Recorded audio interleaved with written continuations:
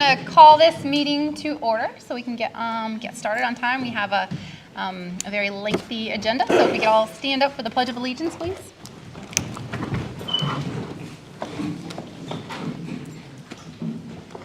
I pledge allegiance to the flag of the United States of America and to the republic for which it stands, one nation, under God, indivisible, with liberty and justice for all.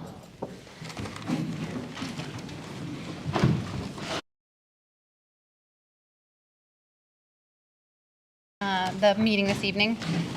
We have a couple changes to the agenda. The first one is we're going to move the budget discussion to the end of the meeting because most of the items on the agenda have an impact on the budget, so we're going to move that to the end. We will still do the public hearing to start with, and we have one other change. Yes, so I'm directing this to the chair of the committee. We have under new business, MOA, Erving School Committee, possible vote. We also have an executive session, and that is not ready to move forward at this time. Okay, so we will be removing that from Yes, the please. agenda. Okay. The MOU? The MOA, Okay. yeah, it's not Sorry, ready. hard to hear down here. Yep, to be presented yet. All right, so moving forward, we have 4 people that were signed up for public hearing. The first one is Amy Wood. Yep. Oh, yeah, you just signed the sheet up here? I think they're just a sign-in sheet. Oh, okay, okay. I did the same thing. Okay. All right, is there anybody here that would like to speak for? Can I say something, Jim? Yep, go ahead. To whom it may concern, I spoke with the State Ethics Commission today, as well as the school attorney, and both confirm that while it may appear to some of you that my participation in this meeting tonight, vote,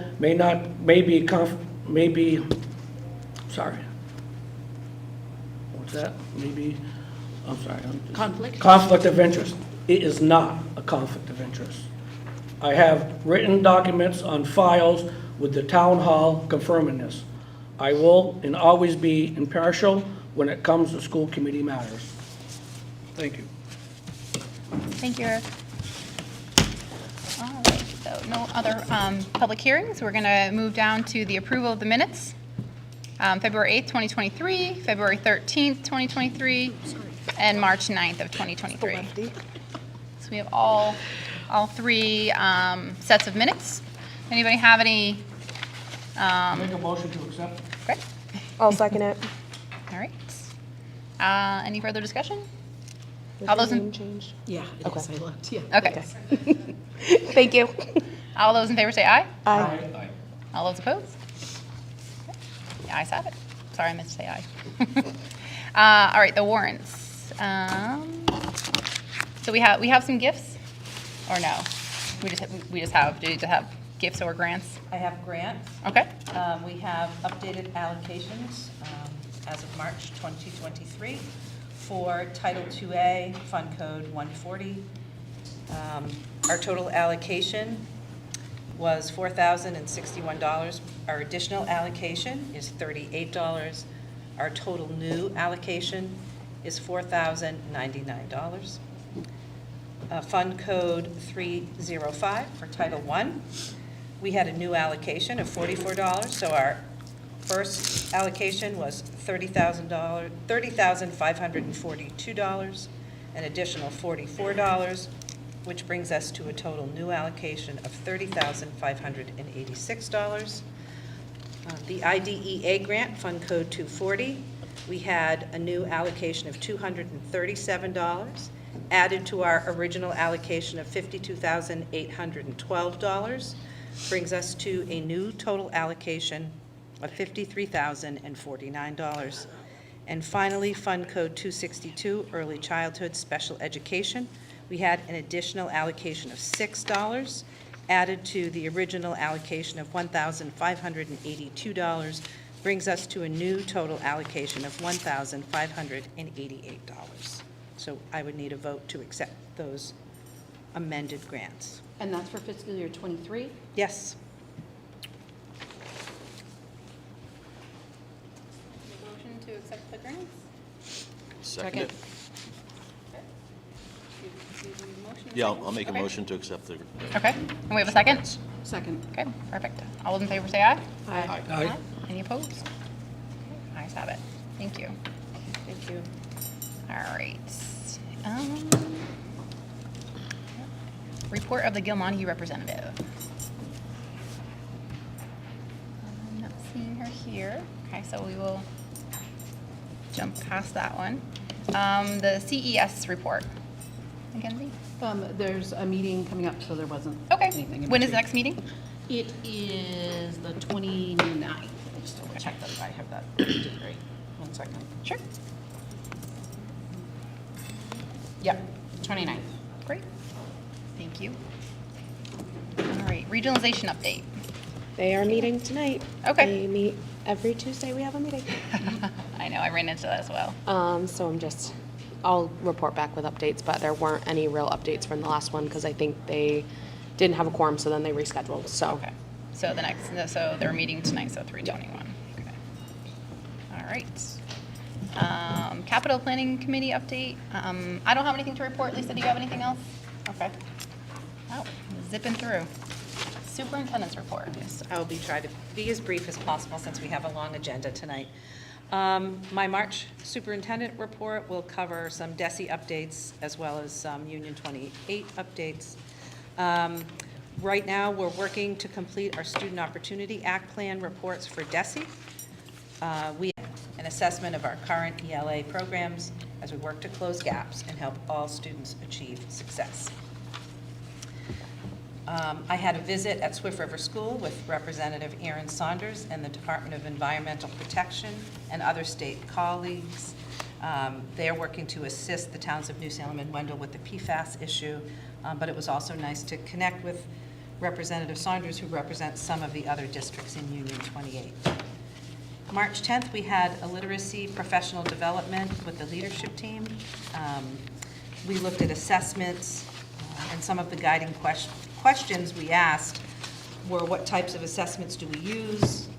What are we going to use in our buildings? How do they map to the staircase, which is what we're learning about in our Hill for Literacy, Science of Reading, PD, supporting our students. How do we meet the needs of students who are still at the lower steps, K to 6? What does whole and small group Tier 1 instruction look like? What do our intervention programs look like? And using an inventory document to map what building uses what for curriculum. And then we left with action steps and wrap-up. It was very well received, and we'll continue to meet across Union 28 with our Director of Curriculum and Instruction. At the Union 28 level, we submitted a grant and received grant funding for a regional efficiencies and operational study for Union 28.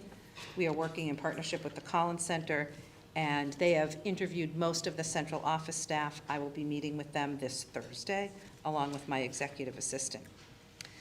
Last week, 2 weeks ago, the House passed a supplemental budget which would extend the remote meeting option for public meetings until 2025. The Senate also supported it, but nothing has been finalized yet. I will keep you up to date on that. And lastly, I spoke maybe a couple of months ago about the Operational Services Division raising the tuition in our Chapter 766 private schools by 14%. There was a supplemental budget filed by Governor Healy on St. Patrick's Day, March 17th. In that budget is $75 million to address that 14% tuition increase. And that amount, alongside the $20 million for extraordinary reserve, gets us to the $95 million that the Mass Association of School Superintendents asked for to hold districts harmless. And also in the supplemental budget is $171 million to extend universal school meals through the 23-24 school year. And we're hoping to hear about that next week. And that's my report for this evening.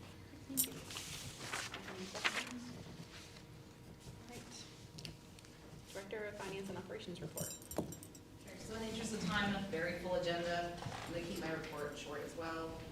The Wellness Advisory Council met earlier this month for our third meeting. The school nurse Gail was present representing Erving.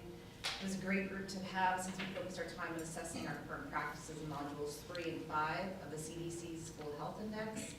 These two modules are physical education, physical activity programs, and school health services. The physical education teachers had some great insights and the ideas that came up on increasing PE time for students and increasing time for PE teachers to collaborate with other teachers from other schools to share curriculum programs and communication to families and community members. Also encouragement and access to professional development for classroom teachers to provide more opportunities for movement breaks in all classrooms, and also opportunities for in-house professional development for school nurses. The next meeting is in May. There are no recent concerns or unanticipated changes to the expenditure report, but if you have any questions about the report, please feel free to ask. Thank you. Does anybody have any questions, or did you want to hold them to the budget section? Okay. Anybody else? No? Thank you, Caitlin. Principal's report.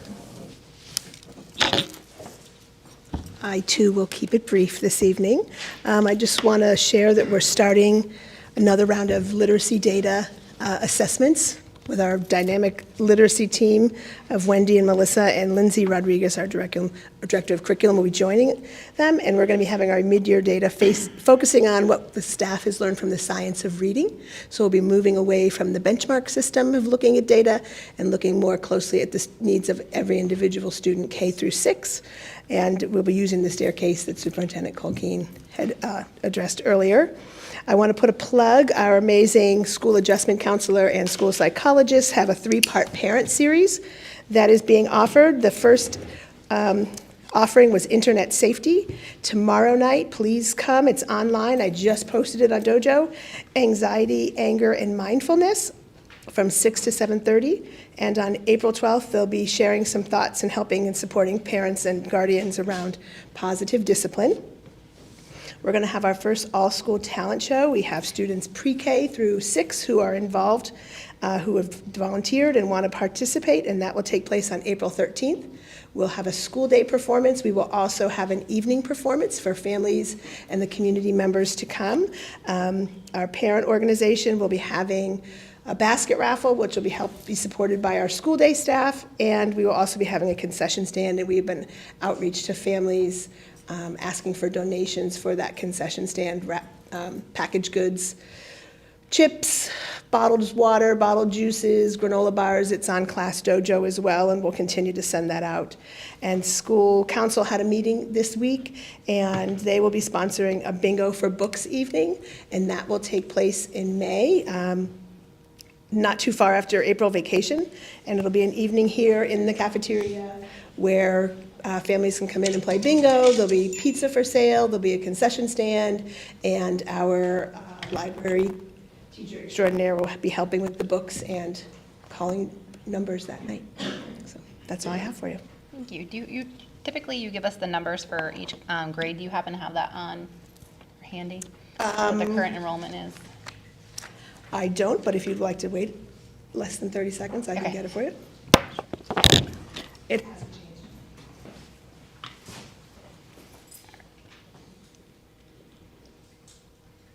While we're waiting for that, I'm going to bump up the Recreation Commission, the use for Summer Park and the field use for T-ball.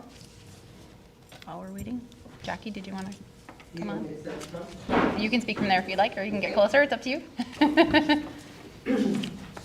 So I'm here on behalf of the Erving Recreation Commission. We would like permission to use the school for the Summer Park program. It will start on July 3rd and end on August 11th. We'll need like a week before for the, the prep stuff and all of that, but that's the days that Summer Park will run. I believe that the enrollment is capped at 40. We have not hired a director yet, but we will be starting that process very soon. Also, additionally, we'd like permission to use the field over there in the corner for instructional T-ball. And Renee Pilas will be the one running that program. We have a couple of kids signed up right now, but we're hoping for a few, and it'll just be instructional only, and she'll be responsible, kind of like what she did during basketball, is what I was told. So, any questions? We do have a policy, just for reference point, community use of school facilities, and that the school committee shall limit the use of school facilities to non-commercial or educational groups, which this falls under, that have their primary operations in Erving, Mass. Priority of use will be given for school activities, parent, teacher, staff, and official town. And town groups will be permitted reasonable use of school facilities without charge. And lastly, requests for use of school facilities by school, by town, and not-for-profit organizations must be approved by the principal. And I believe we may have a form for that. So just so we have the form on record, that goes through the principal. You can send that to me? It's right on our website. You could send it to me. And just a reminder that, we'll be more than happy to do that. I wasn't told that that was a requirement, but just a friendly reminder that this is the town of Erving's building, and the taxpayers fund it. Absolutely, I just wanted to make sure we're following the school committee policy. Thank you so much. Typically in the past that we Mariah always just use. filled one out for Yes. somebody who's doing here at Yep. the school, that's it. That's And I fine. just signed it, just last week. I wasn't told it was necessary, but I'll Yeah. make sure it gets done. Thank you. Thank you for bringing me on. So do you have any questions otherwise? I'm all set with it. Yep, what was the date of T-ball? They believe that they're going to start sometime in May, and it'll run early June. Like I said, it's instructional. It'll basically, I think, be until the kids get a little tired of it, and then they'll end it. And then summer park was July 3rd to August I don't believe we 11th? do. Yes, it's a Okay. 6-week program. We have some requests to extend it an extra week for the people in Erving. We only vote Yes. when it's outside of those. Okay. And then I think just in the past too, we've just asked if there's any like updates going on over the summer, Lisa, anything that you know of that the building, parts of the building would be, Here, the cafeteria will be off limits, we're putting in the new walk-in, but that's all I know at this point. okay. I just have one thing, any protocols for medical supplies or anything that they should have available to them in case a kid got hurt, even just bandages and things like that? Do we have something handy for? There's no nurse. Right, Yeah, so I don't know what's been done in the past. I think they have their own, Yeah, yeah. you're equipped. Yeah, I think so. Yeah. Yeah. That's a good question, Dave. I think they I come as an fully- all-encompass package deal. I know there's not a vote, but I fully support your request. I do Yep, as well. I do as well. So I had one other question related to the regionalization. Yes. Is the regionalization committee aware that if they regionalize, they will, the tuition agreement that we have, the town of Erving has, will be dissolved with Gil Montague, because Gil Montague will cease to exist. Right. And I've been following it, and I've actually reached out to the chair there, and he gave me some, you know. Probably the same answer I Yeah. get. And I don't understand why they're not letting Erving come to the table with a vote. We bring substantial funds at the secondary level. We should have a vote on the regionalization. But I'm not sure that they're aware that if it happens, what they have in place now when they're doing the comparisons on how much money's coming in, how much money will be going out, our money won't be in that mix because we won't have a tuition agreement with the new regionalization district. And there is a possibility the town might consider going to Marhart. It's not like it's an all or nothing. We did used to go to Marhart prior to the early 70s. So I just feel maybe if you say it after I've talked to them, it might elicit a little response. I really feel strongly that Erving should have a seat at the table that has a meaning, not just a bystander.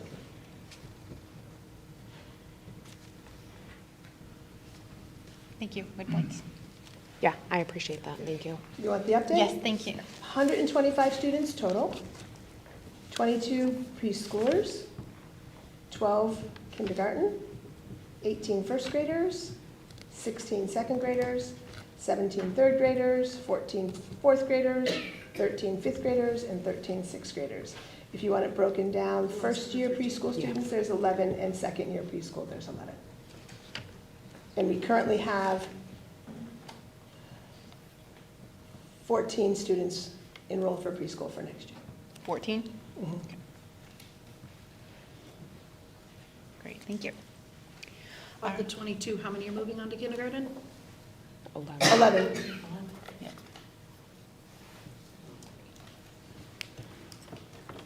And does that 14 number include the two that were one from each 3 and 4 with possibly? I've kept them in there because they're not Okay. really gone yet.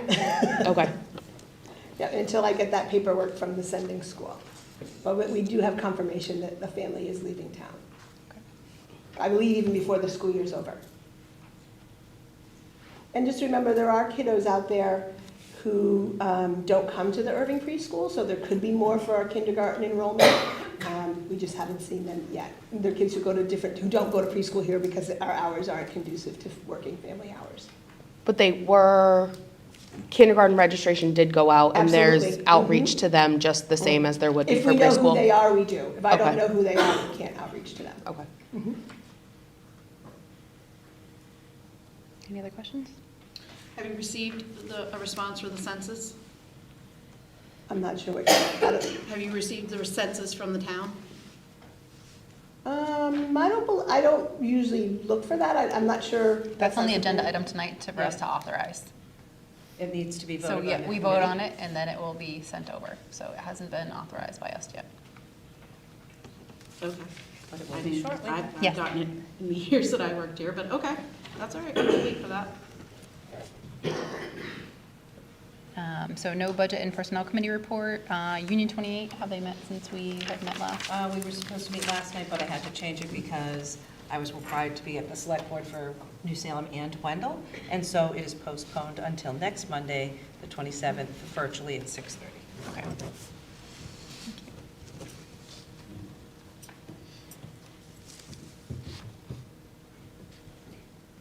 All right, so old business, preschool tuition payment, program update and possible vote. So we had some discussion about this at the last meeting. I think we need to go ahead and revisit the idea of increasing our tuition. Currently, it's $10 a day to generate a little bit more revenue.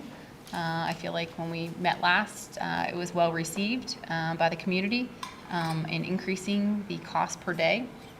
I'm not sure if anybody has a suggestion. I have something in mind, but I don't know if somebody else has something in mind. Roughly, I think this was shared, and maybe my memory is off, but is it about half that pay tuition? Great question, and I actually made sure I had that info for tonight. Currently, right now, this year, we have 22 families, and out of that, 14 pay tuition. Okay. And do you have numbers broken down with 3-year-olds versus 4-year-olds by chance? Say that again, I'm sorry. Out of that 14, do we know how many are 3-year-olds and how many are 4-year-olds? Just because the 3-year-olds are paying less than the 4-year-olds because they don't go as often. I don't have that at aging my out. fingertips, no. I can go get class lists if you'd like that information. Okay. You're paying what, $10 a day? Yep. My thought would be to increase it to 15 for next year and then 20 the following year. I think it bears noting, though, that while there was some agreement with parents in the audience, that wasn't all parents, and there is a socioeconomic consideration that we have to make, and we would rather have the children in here than not, and we don't want costs to be a reason that they don't come. Anybody on special education services does not pay tuition, so, you know, while increasing it $5 will create some revenue, it's not gonna create a whole lot, especially if, you know, we have, what did you say, 12 registered? 14. How many? 14. 14. Are you talking for next year or this year? 14 so far.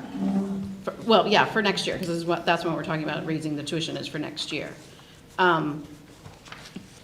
I'm not really sure that that bears out a large increase in what the school is gonna bring in. And it could be the tipping point for families not to be able to afford to send their children, which only makes it more difficult when we don't know these children and they come to kindergarten.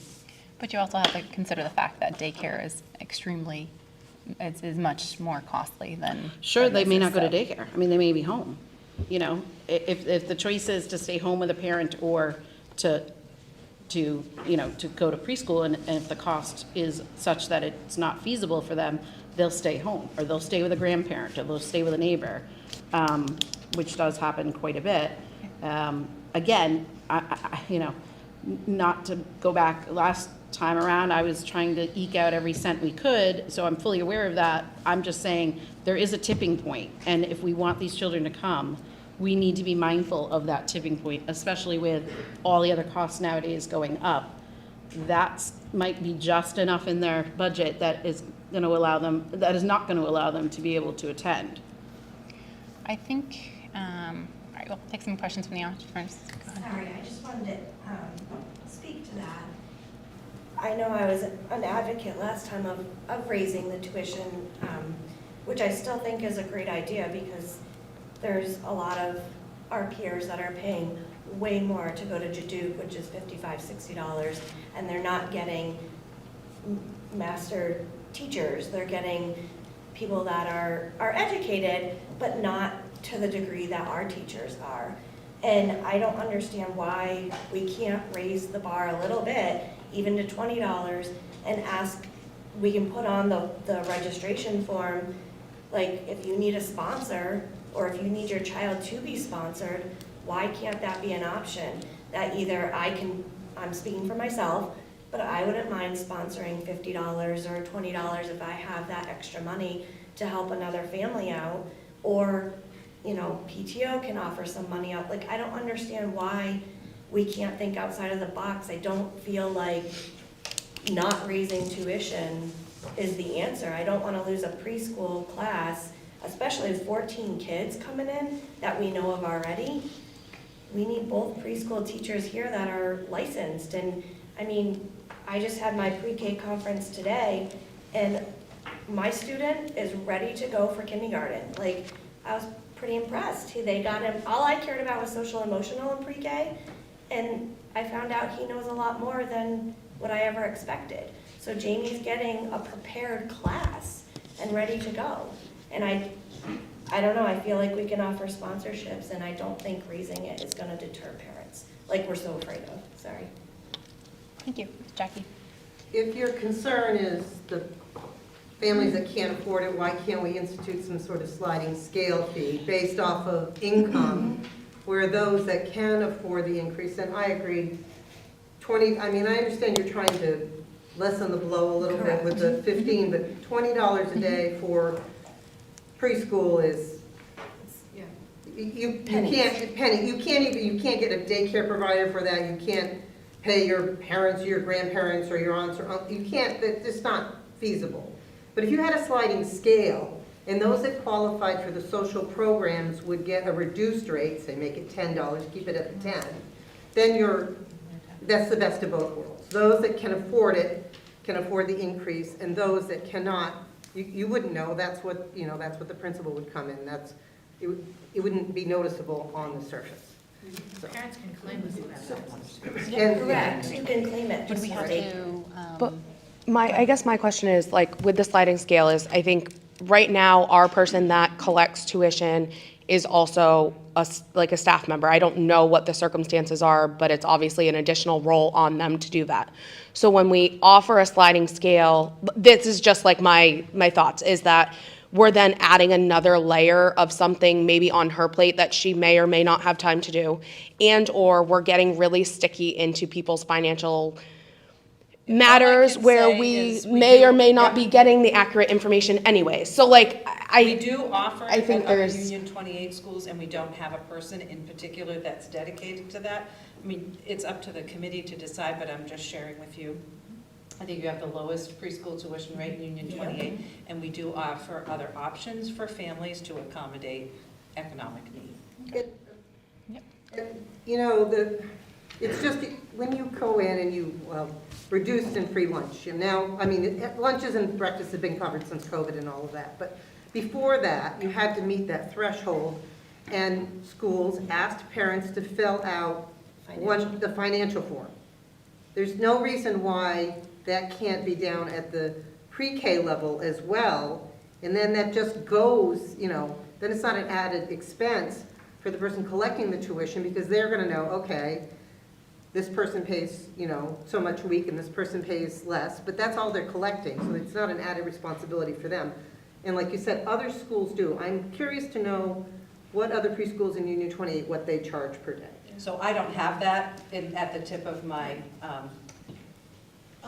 fingers, but we have been. Mark, I would say, depending upon, because other schools also offer half-day and full-day programs as well, or you can come 3 days a week, or 2 days a Correct. week, or 5 days a week. So, and Swift River is just 4 days a week, so there are varying levels to the different programs. But I have outreach to the other principals, anywhere from $18 to $24, $25 between those programs. And those programs are looking to sustain their preschool, and I feel as though we are almost in that place now, with the fiscal space where we are, where we need to think of how can we, to Chris's comment, of how can we sustain these teachers and the para-educators who run a beautiful program, is that I feel we need to be putting some more money into the program as other schools do, and that's how those programs continue to run. Yeah. Okay, did you want to make a motion? I'll make a motion, we raise it to $20. I don't see a problem. I'm glad to hear from you, so it's nice. Do you, With the option for a sliding scale. I think that has to be Yep. included. Yeah. okay. And Do I you wanna- don't think that that should be the job of the tuition person. I think it needs to be the principal that does that and then just gives information to that person that collects the tuition, so that they just know. Yeah, I think that could be a building-based decision. So Eric, could you Okay. clarify your, Yeah, I'll clarify, we'll make a motion that we raise the preschool to $20 with a sliding scale. I'll second. All those in favor say aye? Wait, Sorry, we're further gonna discussion, sorry, further Yep. discussion, sorry. Who is going to decide the sliding scale? What are the parameters for the sliding scale? What's the bottom threshold going to be? I'm happy to work with my Union 28 principal colleagues, see what they do in their schools, but it's nothing I would have at my fingertips today. But I will take on the job of working with the other principals within Union 28. I think I would also like to add that we are being shared information that if there is continued hardship, and this is becoming an issue with more than just like one family or two families, that like we're definitely in the know, that we maybe have to come back and talk about that, because I think that that is a concern of mine, at least, of missing these children that need this service and being able for them to have access to it. And so whatever that access looks like, whether it's not it's sliding scale, it's a lower tuition, like whatever that access is, I think I just want to make sure that we're doing our due diligence to make sure that we are allowing all children that are age eligible in Irving to have that preschool education. So I think next year, if the can add it tuition to is raised, we every- could you do can a add it to- halfway point and give some reports with aggregated data so we don't violate anybody's privacy. Right. Okay. Everyone okay with that plan? Yep. All right, we have a motion and a second. Well, I was going to suggest something regarding Mackenzie's concern about how you're going to verify whether or not they're income-based. You could use one of the guidelines that the federal government already uses, like the 30% of the AMI or something like that, that are already instituted in the programs. So it takes the guesswork. There's already established Yeah. sliding Sure. fee scales. I mean, I work in a district that does that, so I'm not suggesting there aren't. I just want to make sure that we are using something that is established and Right, that's right. thought about. I think we can work with our Director of Finance and Operations and our other principals at a leadership team meeting to come up with something that's suitable and appropriate. Great. We have a motion, we have a second. Any further discussion? All those in favor say aye? Aye. Aye. Any opposed? The ayes have it. Thank you. All right, jumping down to the 2023-2024 academic calendar.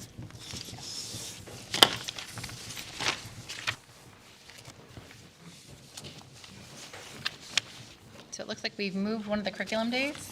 Yes, we did. Just give me a moment to get to my calendar. I have Sure. lots and lots of papers here. I know. Taking feedback from various committees and folks, we have adjusted one of the curriculum days. So I'll give a brief overview of the calendar. Staff would begin on the 28th of August. The first day of school for students would be the 30th. We have one curriculum day on the 6th of October. We have another curriculum day in March on the 22nd. April vacation, as always, is the week of Patriots' Day. February vacation falls the week of President's Day. Our December holiday break would start on the 22nd with an early release, dismissal at 11:30. Recess runs from, including the weekend, the 23rd, to return back to school on January 2nd. And lastly, the most important date, the last day of school would be the 12th. That would be an early release. We have to, by law, put in 5 additional days for inclement weather. That doesn't limit us because by law, we also have to attend school 180 days and 900 hours. And to note, Juneteenth is a holiday, and so if we needed to go beyond June 18th to the 20th or 21st, we would not be able to go to school on the 19th. And that calendar matches quite closely with the calendars we received from our feeder districts. So, question. October 6th, so there's no school, and that's a 3-day weekend? What do we, Well, we took your feedback, and we'd like to try the March date rather than the May date. We've always done a curriculum day in October, and that is making the most sense, and we've always done it on that day. Most of the feedback we got was around Memorial Day. okay.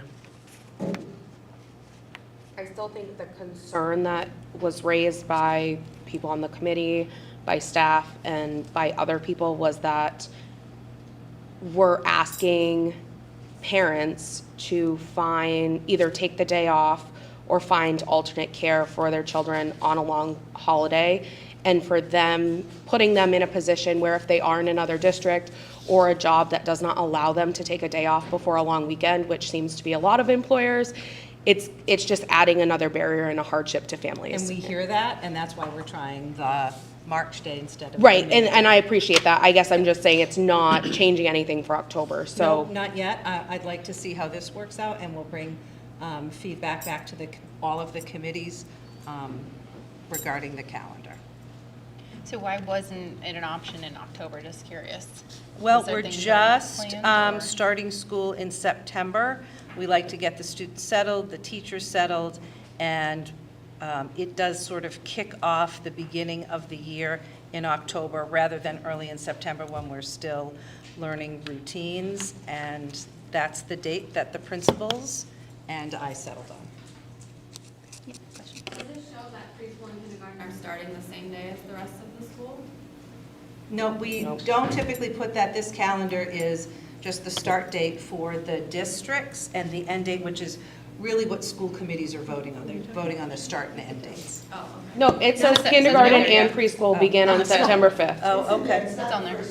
okay. It's on the 5th. They start on the same Sorry, I day. apologize. It is a Tuesday.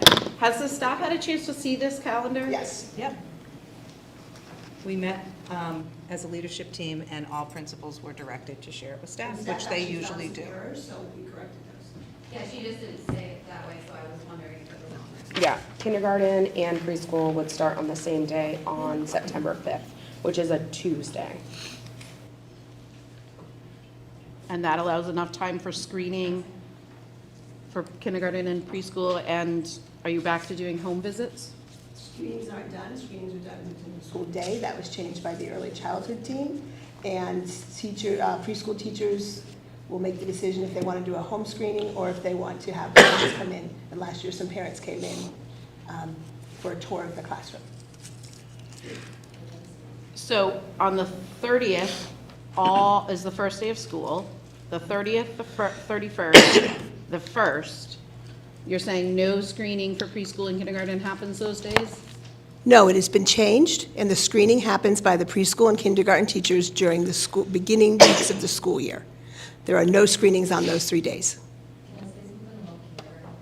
So we have those, what, is it 3 days extra? We do, kindergarten now is an open house where the kids come in and we do a bus tour. So they don't do that, the bus tour, but they get to ride the bus with their parent or comes with them. So that's one of the days, and then we do home visits on the other 2. So screening the first week of school, second week of school, for working class. That's how it's been going for the last couple of years. And preschool? So every year, except this year, we haven't made the decision, but we've been doing home visits still. And then we might be doing a soft opening, meaning that they come into the classroom this year. Where we are talking about it, it hasn't made any decisions. So those 3 days, you're doing home visits and Yes. potentially a And, soft opening? yeah, setting Or up a the room. visit day? Yes.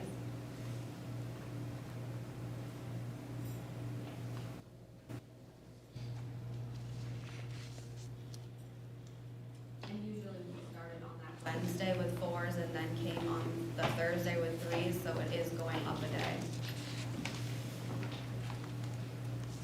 Yeah. On 2 days, really, for the 3-year-olds.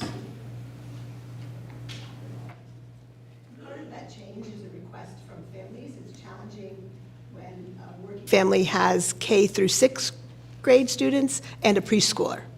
So if they're having to take off time from work, they can't get to work, whereas their other students are coming to school and starting on the first start day. So that was something taken into consideration, as well as conversation with parents where it's not convenient to have to find childcare for their preschoolers. And I believe you spoke to the other Union 28 principals. Yes, and they all start the day after. So we're actually doing 3 days versus the other schools in Union 28, which start the day after. And next year, looking at possibly 6 first-year students coming in. So that won't be many home visits, and it won't be many people coming in for a soft opening if the numbers stay as they are. Say that again? There's 6 3-year-olds for next year. That's it. So there won't be a lot of home visits, whereas if there were home visits this year, there were 11. So that's a very big difference in a number. Okay. And thinking of equity for staff, that our classroom teachers, 1 through 6, are working on the very first day. So I have to look at that as well.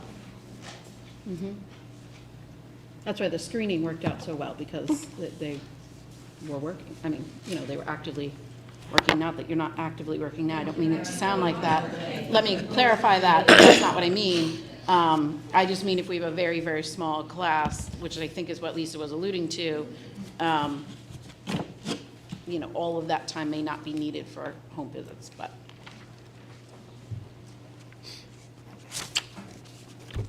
Okay.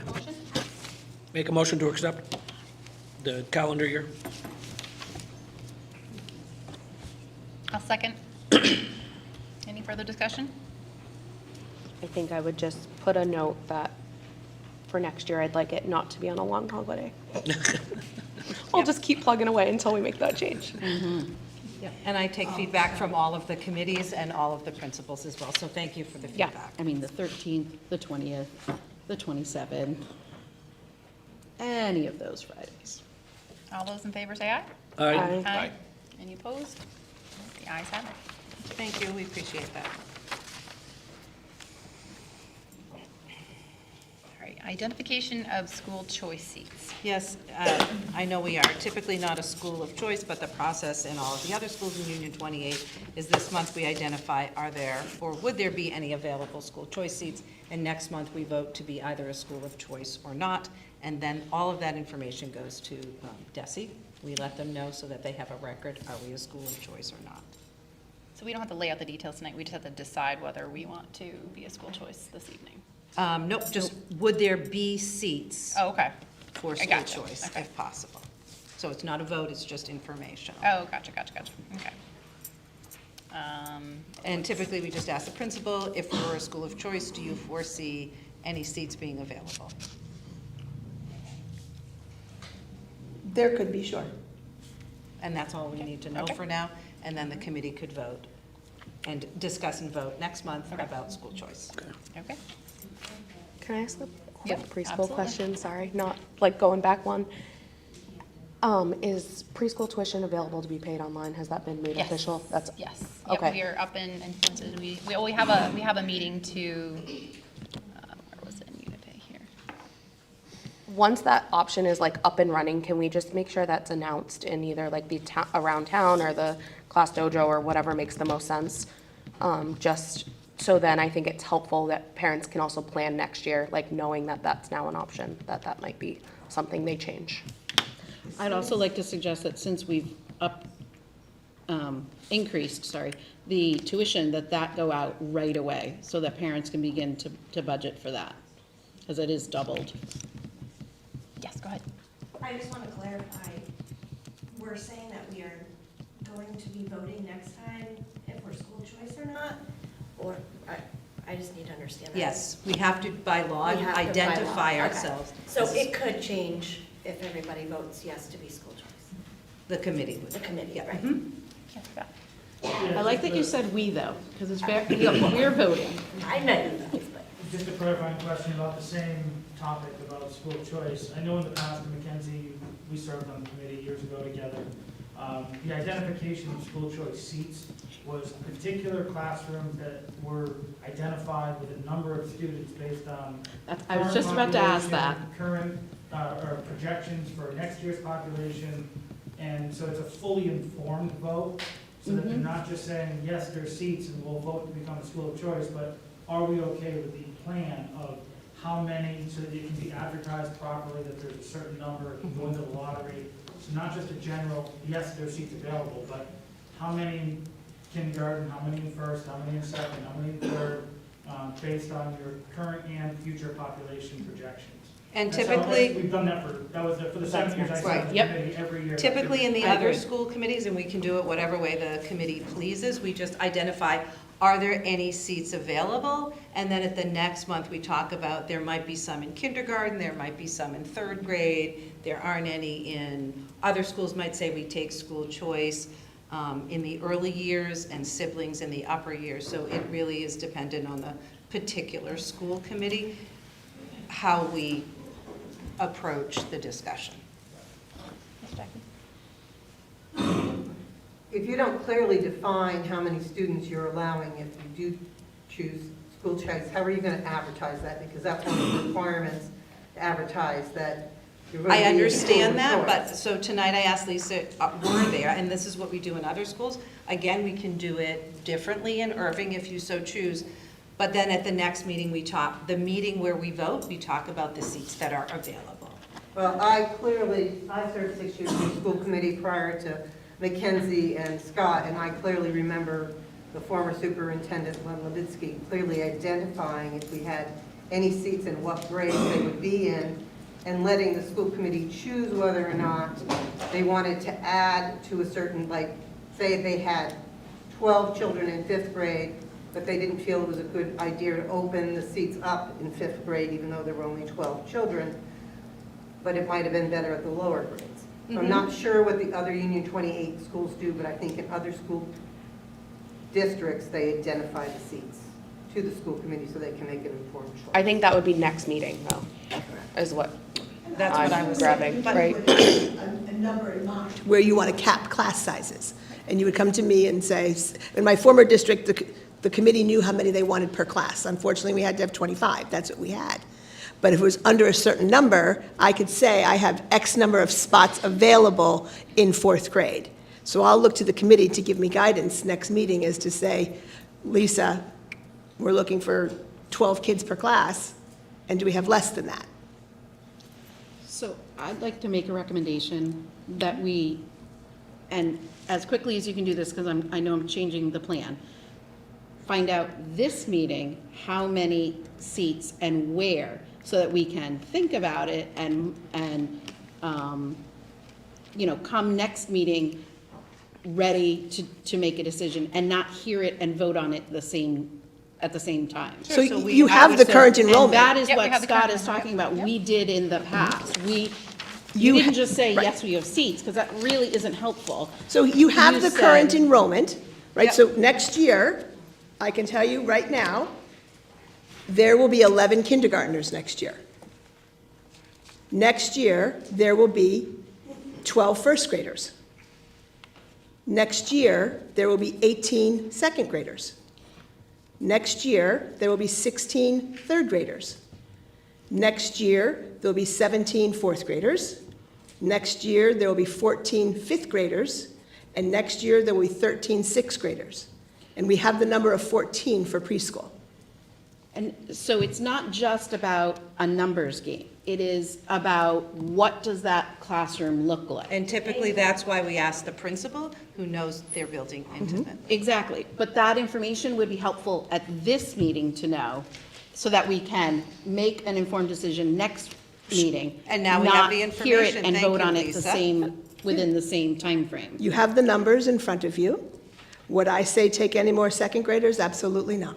Okay, Would I say take any more third graders? No. Fourth graders? No. Could you take more fifth or sixth graders based on the makeup of those classrooms, which are beautiful? Absolutely, you could. And those, you could take, if you could make those classroom sizes larger, if you okay, wanted. so you said, Fifth and sixth? you're, in your opinion, fifth grade and sixth grade? I want to make sure I hear you In right. my opinion, fifth grade or sixth grade, if the school committee chooses to go with school choice, those would be the only grades where I would see that you could, with the makeup of the students. Thank you. Where you That could is have helpful school for us choice. to help, to make this decision. Not in first grade, even with 12? They're babies. They're coming off a lot. They're still learning. And there are some students who we anticipate who don't come to preschool and kindergarten, whose families have traditionally started in first grade. And I know of one family in particular. Okay. Okay, thank you for that information. Okay, so we don't have a vote, we can move to the next. School play. All right, so we had this from last time, we have pushed it off. Ms. BC, did you want to lead the discussion on the school play, or did people have questions first we do want to start with? However people want to approach it. Well, I guess, I would love to have the school play return. I'd love to have an all-school, performance. I feel that, to be able to have the all-school play return, we need to have time allotted in the school day, to, outside of going to classes, to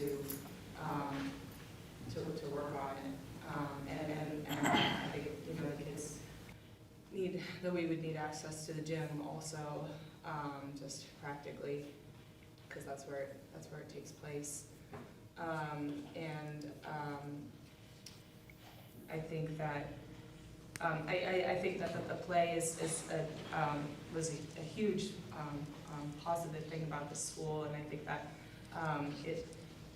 I think we need things that bring us together and support different learning styles, and that to show students that we support different learning styles, and also that staff support different learning styles.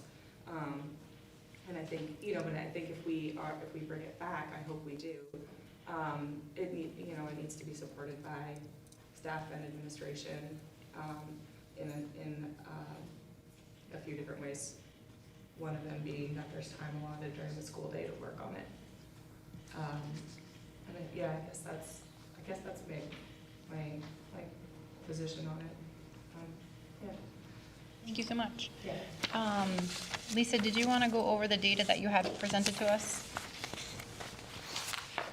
If the school day staff have seen this data, the school committee now has it. A survey was sent out in early fall by myself and Elizabeth DeSorger, the union president, trying to get a gauge on how staff feel about the school play. And it's certainly mixed, for sure. People do want to see the school play come back. They want students to participate only if students want to. Some feel it's extremely disruptive to the school day. Some students don't want to participate. It can be anxiety-provoking, somewhat painful for some. In the whole scheme of life of EES, they do not need to experience performing in a play. It should be optional. Another one says another comment was a great way to unify the school. We came together and made something possible. It was lovely for the community and gave people a sense of pride in the school. When asked if people want to incorporate weekly M&M for play practice, 17 people said yes, 12 said no, some said every other week during regular music, some would say yes, but I worry about student engagement. I worry about students being pulled out of their core instruction. Yes, M&M is a great class for body movement, creativity, and learn how to cooperate. What's more than natural movement, moving to music? No further additions to the schedule, please. M&M would need to be incorporated to an existing schedule. Would that be an additional music class? I think they are both important. No, it interferes with my work schedule. I just like, maybe you want to say one thing, I do know what the survey went out, it was somewhat unclear, the survey, whether or not it was talking about this year or next year, or just, I had teachers coming and asking me about it. I didn't actually have any input on the phrasing of the questions, and I didn't know that it was going to include M&M. I do feel, it was, asking the teachers whether or not M&M should be included in play practice was a little, they're not the ones doing that class, they're not the ones teaching it. I was with the PE teacher, so it felt somewhat awkward. I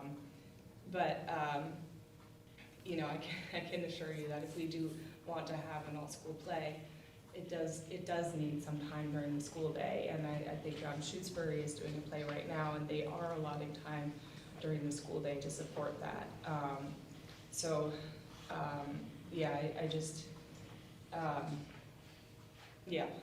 That's. And I will share that I have not forgotten to put out that survey. I felt like with a lot of budget conversation and a lot of other questions that I was pushing on the staff, sending out another request and sending out more just didn't feel like the great time to collect accurate data that reflected on those feelings with all those other conversations going on. So that still is like on my list of, getting the members together to have accurate questions that we feel would reflect, that would make sense, and then send it out to staff and have it come from the school committee with very clear, instructions and that expectation of what we're trying to gather from that. So that I said that, I don't know how many meetings ago, we've had a lot. But I just felt like within the last month from that last meeting, there's been a lot. And I know that when you're not in a good spot and feel frustrated with everything else that's going on, that the outcome of that survey could either be ignored or skewed in that sense just because there's certain feelings around that. So it's still on my list to get out there and work with the school committee to do that so that we have this. And I think, at this point, this year isn't feasible for it to happen, so it would be something that we're talking about for next year and really trying to gather that data and that information to help make that decision. So I just wanted to put that out there that I hadn't forgot about it, and I did put it out loud, but it's still kind of just sitting there. Yeah, I think that's great. I think that's really great that you get some more information from the staff. I think it's great, and I think that there's time. So I appreciate that. That's really great that you're interested in doing that. Do you want the rest of the information shared, or are we all set? The rest of I didn't finish. Do you want me to finish? the entire, reading all the comments? It's up to the committee. You asked me to share. I think a sampling was good. Okay. Okay. Does anybody else have any further questions? Yes, thank you. I'm sort of in another position. I don't know if everybody knows who I am, but I am Emily Samuels. I ran the play for 39 years. So this is just, I'm here tonight because I feel so strongly that this is a valuable curriculum. It's not just an activity. Yes, it does, of course, bring the community together, but it's a curriculum that reaches children in a place that they didn't know they had. In my years being here, I can't tell you how many adults have come to me when I meet them in the community to say how important the play was to them. or parents who said how important it was to their children, that they had this very shy child who got up on the stage and discovered something about themselves that they didn't know, and then they carry that with them for the rest of their lives. It meets, if you want to go and look at all the standards for Massachusetts for music and theater and dance and even literature, the play definitely meets those standards and works towards that part of the children's education. I have a lot of concerns about a survey that has these sort of individual comments because, sure, there were people who found that it interrupted their day, but on any given day, you might find a teacher who found that it was just more than he or she could handle, that there was so much going on in their classroom, they just couldn't bear to think about what else might take the kids away. But at the end of the play, the community feeling and the understanding of what had happened was just really, really positive. As far as kids feeling uncomfortable or not liking it, I mean, we have plenty of kids who don't want to read, who hate math, and we don't say to them, oh, okay, honey, you don't have to do that, because you're not really going to need that in your life. That's really not what we totally do in education. We have to educate the whole child. And we're the ones who should make that decision. I think the teachers are really important to make that decision, but I think it's more of a conversation, that an interchange of ideas about what really works and what maybe could be tweaked. So I'm very nervous when I hear these sort of individual things drawn out of a survey. I would really encourage you to have either some kind of forum that has maybe former students, maybe parents, teachers, former teachers, who could really get to the meat of this and not just worry about how operational it's going to work, but the philosophy behind it as well.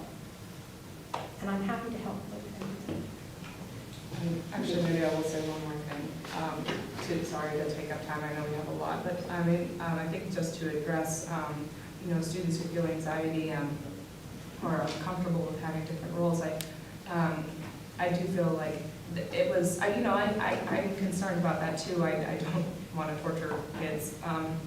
It's something I enjoy.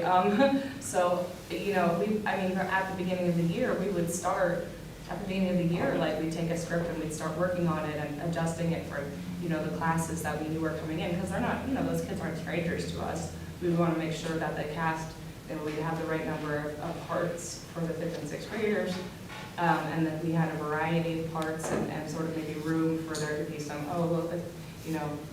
maybe there's a little room for us to be a little creative in the moment too, if kids are inspired or want to take on something else. So we would have parts that didn't have lines. We would have a part maybe you have one line or you have group lines, and then we would also have parts where of course there are main characters. And when in the fall we would be working on like activities to help kids with physical expression and also speaking, projecting their voices to be heard. And then we would read them the script. And after reading them the script, we would give them a little short form that they could fill out, which was like, this is how many lines a big part is, this is how many lines a medium part is, this is how many lines a small part is. What would you like? Do you want a big part, a medium part, or a small part? Would you like a solo? Would you like, are you interested in working on the props? And different questions that might apply specifically to that play. And then also, what is the part that you really want? What's your favorite part? And I would, we would try to say to the kids, like, we're asking what your favorite part is, just know you might not get that part, but when we would give kids parts, like, we would really try to give them the part that they specifically asked for. And if there were like 5 kids who asked for one part, then it would be, okay, we're going to give you the part that's as close to the thing as you asked for as we can possibly, as we can make it. And we would have kids who were upset that they didn't get a bigger part. And we would have kids who were, actually mostly that's actually what I remember is that, usually every year I would have to, kind of explain to kids, why they didn't get a bigger part if they wanted a bigger part, and just like, and how their part was going to be so special and important to the show, and how it was going to be some, how I thought of it, or the PE teacher thought of it, or the other staff members who were helping thought of it as a part that would help that student grow.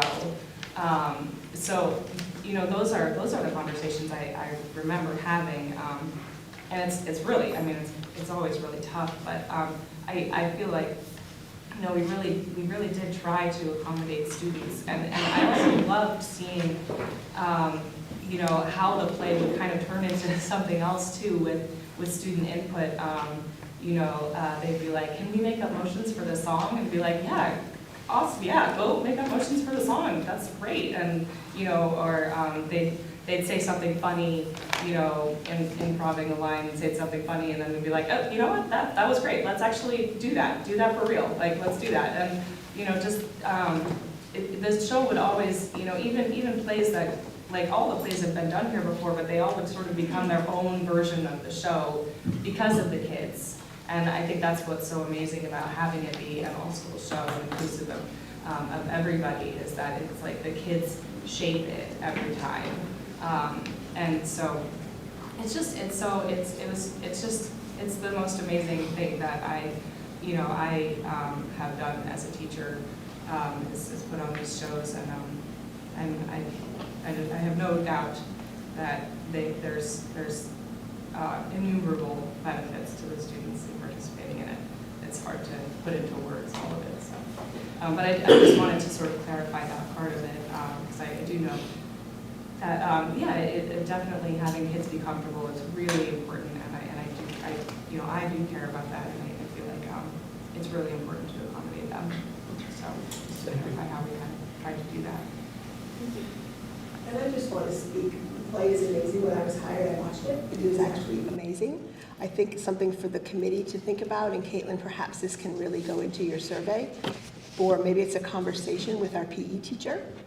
And does the PE teacher want to be part of it? And I think that's something that we really have to consider. Our PE teacher now is a PE teacher, a health teacher, and an interventionist with a full schedule.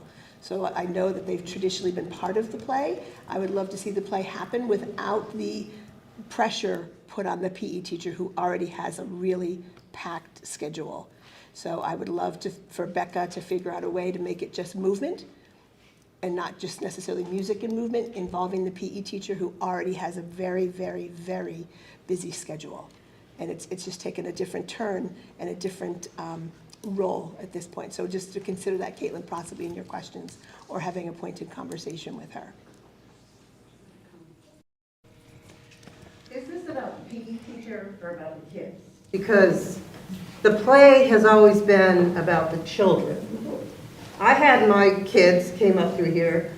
My two boys are dramatically different.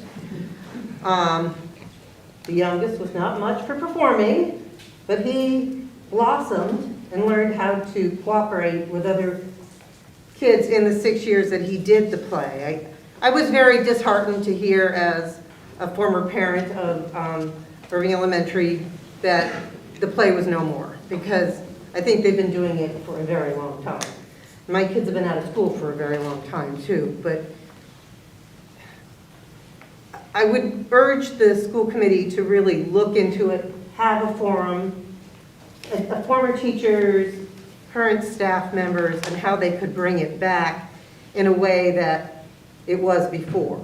And if staffing is an issue, then perhaps looking at that position to create something that you work on for most of the year, but the big chunk of work happens February, March timeframe, and then they do it in April, or that's how they used to do it.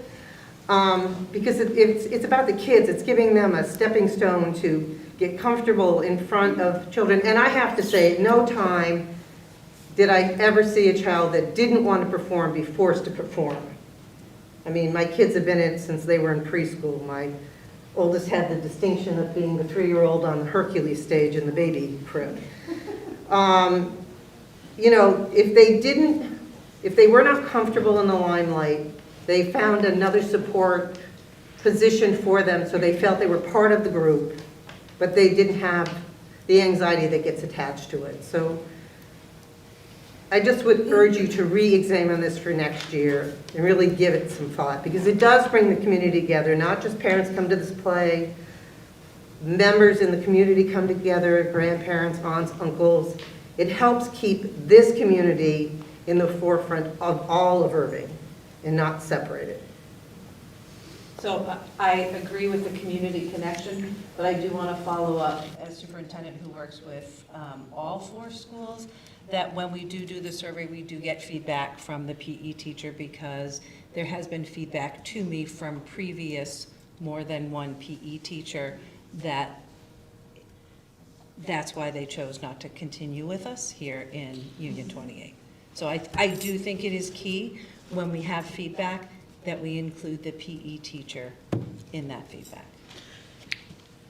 Can I say something? Yep. Okay. So much I want to say. I'm going to try and condense it down. One, I trust in our professional music teacher and our professional educator music teacher, poorly worded, that you will do what's in the best interest of the children and not force anybody on stage who does not want to be there. I've also had my children go through, also have very vastly different children, and they both participated and loved the play because you found the position, the parts that worked for their personalities. So I trust that you as a professional can do that. And I also think that the play is something that carries with these children. It teaches them resiliency. Either they got the part they wanted or they didn't, and they need to learn how to be okay with that. It teaches them to rise to the occasion. They need to do that work. They need to produce what they need to produce to have that play be successful. They work together as a group. That's another important skill, is to learn how to be a group member and to put your effort into it for the good of the group. And it teaches them they've got to memorize things, they've got to pay attention, they've got to listen to directions, all good skills to have as a future, person in our world.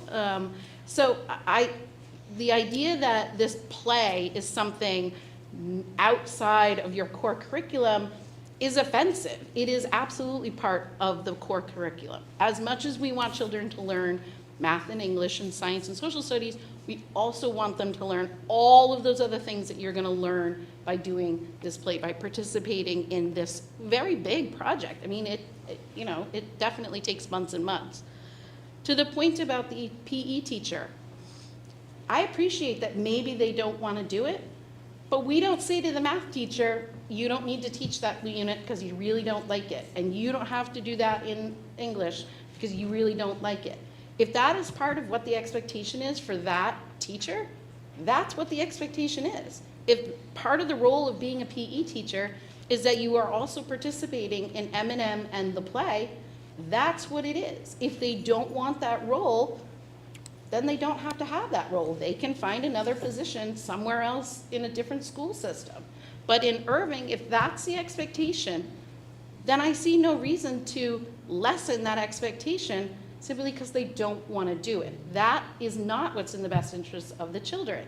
What's in the best interest of the children is to move forward with this play, have participation from the people that need to be there as the professionals, and put together this play. And yes, it does take a lot of work. And yes, it does impact the classroom teacher schedule.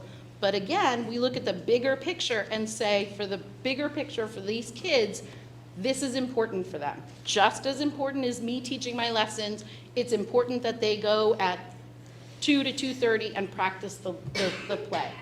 So I guess I just really don't put a lot of stock in the idea that if a teacher doesn't want to teach it, we don't have to require them or expect them to teach it.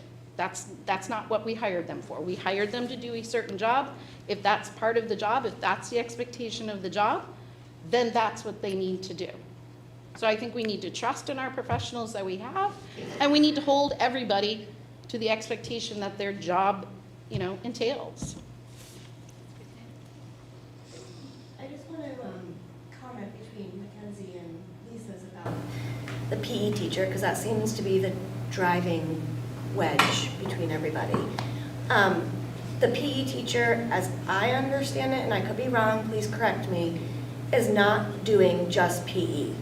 I've been told she's teaching health, she's doing PT push-in services into classrooms, she's doing a lot more than PE.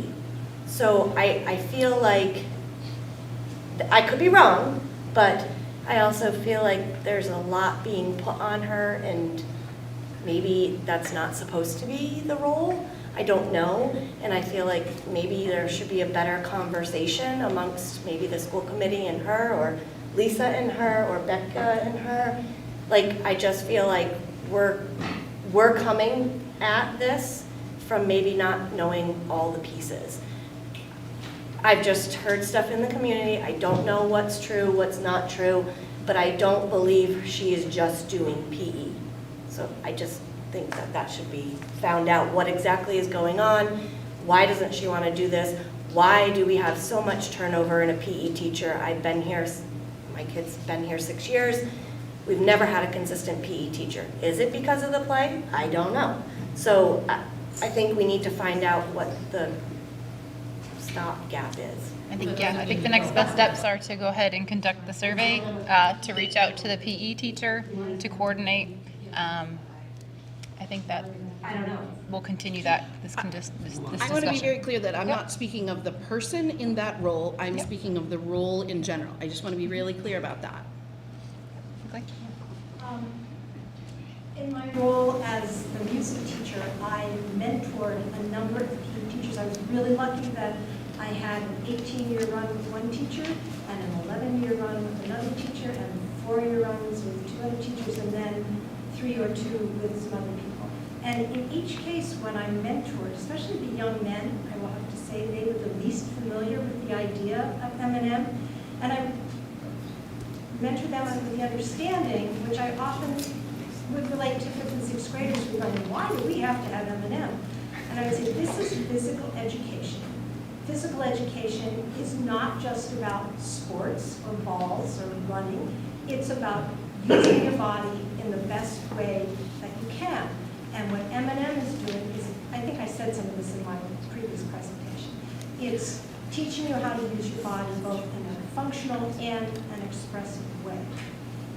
When we hired various PE teachers, we made it really clear in the interview that part of the expectation of the job was that they would be a team member, not only in teaching M&M, but in directing the play. And every single person that I mentored grew under that expectation and became a really strong member of the team. So I think that the pandemic probably threw a lot of this kind of into a big jumbly mess, because the consistency, the line of consistency was broken. But I think I keep going back to the idea of curriculum, that yes, you can have M&M without having a play, but you can't really have the play with the entire school unless you have sufficient time to teach kids how to use their bodies, to teach them how to be part of a group. And it seems to me that we've lost sight of some of that PE is more than gym class. Can I say one more thing? I wrote up a really long document about putting on the play, which there should be I'm sure Becca has a copy, and there should be a copy in the office or somewhere, that describes all of the jobs that go into making the play. And there's a lot in there about how it's not a one-person show, that you have to have many, many other people on board. And maybe that's our problem, that people have lost sight of the excitement that they can participate in this really dynamic project. So that could be part of that conversation too. And so I don't want, it has been, established that the PE teacher has other classes that they're doing now, fine, didn't want to do M&M and is doing other stuff. So and I don't want that to be the thing that stops us from having a school play. So, you know, we can have a school play. If, you know, if the PE teacher doesn't, you know, want to help, that's fine, whatever. You know, we can still have a school play. But, you know, to be an all-school play, it does still need support. Like, like, you know, they said, it can't be a one-person show. So it does need support from the staff, from administration, and you know, that might mean getting creative about where that's going to come from. If it's, you know, if it's not like a you know, PE music teacher kind of team thing, that's fine. And so just to say that I don't want the PE teacher role to be the thing that's standing in the way of a play. Yeah, it just, but you know, if that's going to happen, then if the play is going to happen, then there needs to be some kind of support from somewhere. And also, we do need to be able to rehearse in the gym because it's, you know, that's where it happens. So, so that's just another thing to, you know, a logistical thing to figure out. So just want to throw that out there. Steps. I think an ongoing discussion, you're going to go ahead and conduct a survey, and we're going to keep this on as old business and continue the discussion at the next meeting.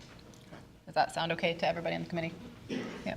And I think it just needs to be reminded that staff shouldn't be put against each other either. Like, it shouldn't be this like, oh, well, this one doesn't want to and this one doesn't want to. Like, and then that also needs to, you know, once we have a discussion here and whatever decision is made, that then needs to like trickle down that kind of like admin and then into staff and so on and so forth. So as this conversation is going, I would just hope that we're all being professional when we're having these conversations and filling out these informations and not pitting people up against each other and just, you know, okay, it is what it is, this is what we're sharing, and not like pointing fingers and all that fun stuff. So yes. I think ultimately it isn't our decision whether the school play happens or not. Right. That is not under our, we can absolutely discuss it and we can have conversations about it, but at the end of the day, I don't believe it is. It's a building decision. It's a building decision, yes.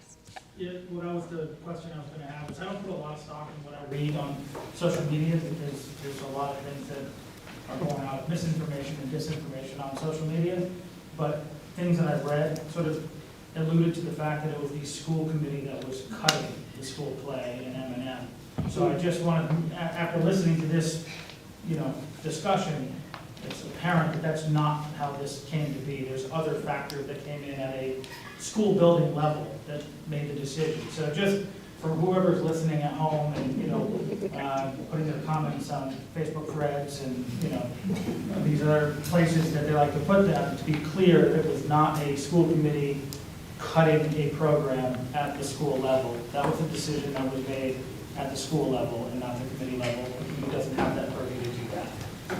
So. Correct. Thank you. Erving Police Department collaboration update. Lisa, do you have anything that you'd like to report? Chair is that Officer Gordon comes every Friday with her partner Ziva, and the school students and the staff absolutely adore Ziva, and they are helping train Ziva in her role as a comfort dog. And the students are also being educated every week. She comes with a new little lesson and visits all of the classrooms. There's norms around Ziva visiting, kids' comfort with animals, kids' comfort with dogs, so it's been a really positive experience. All right.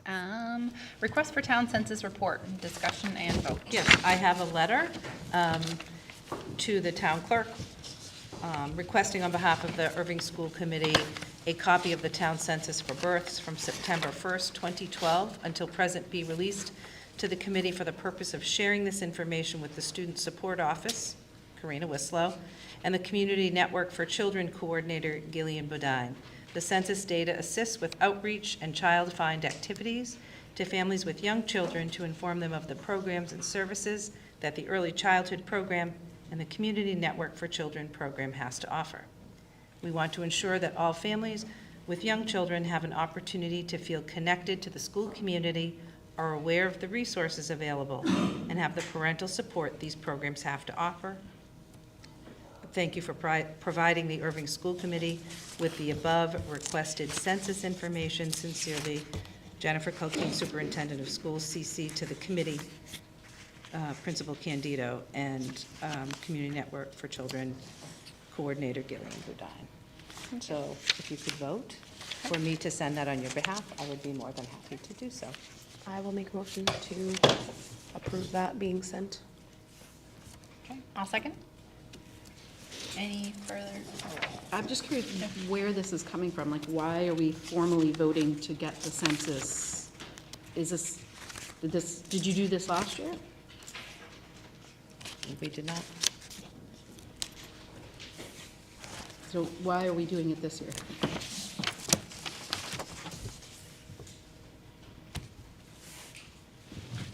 I am writing the letter, and I am writing it on your behalf, and I'm requesting that you do so. If the committee doesn't feel that we need to do that, then I don't need to do it. That's not what I asked. I asked why are we doing it this year if we've never done it in the past? We've gotten this information before. Why are we feeling that we need to formally have a vote and have you represent us to get this information? You don't have to vote for me to do this if you don't want to. I understand we don't have to vote for it, but that's not answering my question. Why are we doing it this year? Where did this come from that you decided to write this letter? I'm trying to understand the history. Right, we had received it from Gilly, but yeah, I hadn't seen this come across. I figured it was past practice, but in the years that I've served, I have not seen the letter. Gilly had asked me. Okay. And in order to get the information, we have to request it like this. No. Okay. I just didn't know if there was any pushback of getting information from the town. Gilly had asked me to write this on behalf. I can check with Gilly if there is any particular reason, but she did ask me to ask the committee. Okay. Gillian's not on the school committee. I mean, she can ask you for this information, but you are asking on behalf of the school committee. Has any of the school committee asked you to write this letter? Gillian Budine asked me. I think she spoke with, did she speak with you as well, Jen? She did email out, yes, I can go to that email. This is information that the school can request from the town if they so choose. So again, I'm wondering why it is being brought to the school committee to vote on. If Gillian Badine wants this information, she could ask the So town. it says the CNC coordinator has asked us to request the town census from the town clerk to help her in the school keep track of children who have been born in the past few years. It helps them reach out to young families and let them know what's available for young children. In order for the town to share the census, it must be a request from the Erving School Committee. And I believe what Gillian was told was that the town clerks at the school committee has to request it. Okay. It does not. It does not have to be requested by the school Go ahead. committee. I requested it for years and years and years. Sure, Jackie? I have to take a phone call, So, sorry. in the past, the street listings were given to anybody, but under the law, you actually have to sign out the street listing now. They're not left, so the street listing is derived from the census. So, our town clerk has now put into place processes, which is probably what prompted this letter. In the past, it wasn't, it was unknown or wasn't followed, maybe there was a change in the law, but when somebody would come in, we would give them a street listing. Well, now they actually have to sign their name and their address for it. So I'm sure that's what's prompting the letter. On the community network side, is that other town clerks have put that into place, and perhaps our town clerk has requested it as well officially. So in the past, it wasn't a big deal, but, Yeah, there are new things going on, because when I actually applied for my license, putting out in there that your request to vote, actually I get a letter from the town clerk saying it was denied, because if you do too many requests, there's just so much more paperwork being done or being requested. So I could see that maybe this is another added layer of security. So I'm okay with it. Caitlin did make a I'm okay with it. motion. Thank you for the history. That was the question that I asked. I'll second. Any? Yes, oh, that's right, okay. All those in favor say aye. Aye. Aye. And we would get this information, not just Gillian. Well, yes, Or- it's been asked on our behalf. Yes. Okay. Yep. Just wanted to make sure. All those opposed? All right, yeah, I have it. Thank you. All right, the pie report. I have some very exciting things happening this spring. The greatly anticipated reopening of the Erving apparel store. It'll be opening April 1st to approximately the 14th. I will be supplying the snacks or asking for donations for the evening performance of Erving's Got Talent. And as Lisa said, the bingo for books, we're going to do the snack bar there as well. We did just finish the Hillside Pizza fundraiser where we earned just under $600, so it wasn't terrible. And we have a May meeting coming up that will be posted in the newsletter and on Class Dojo. Great, thank you so much.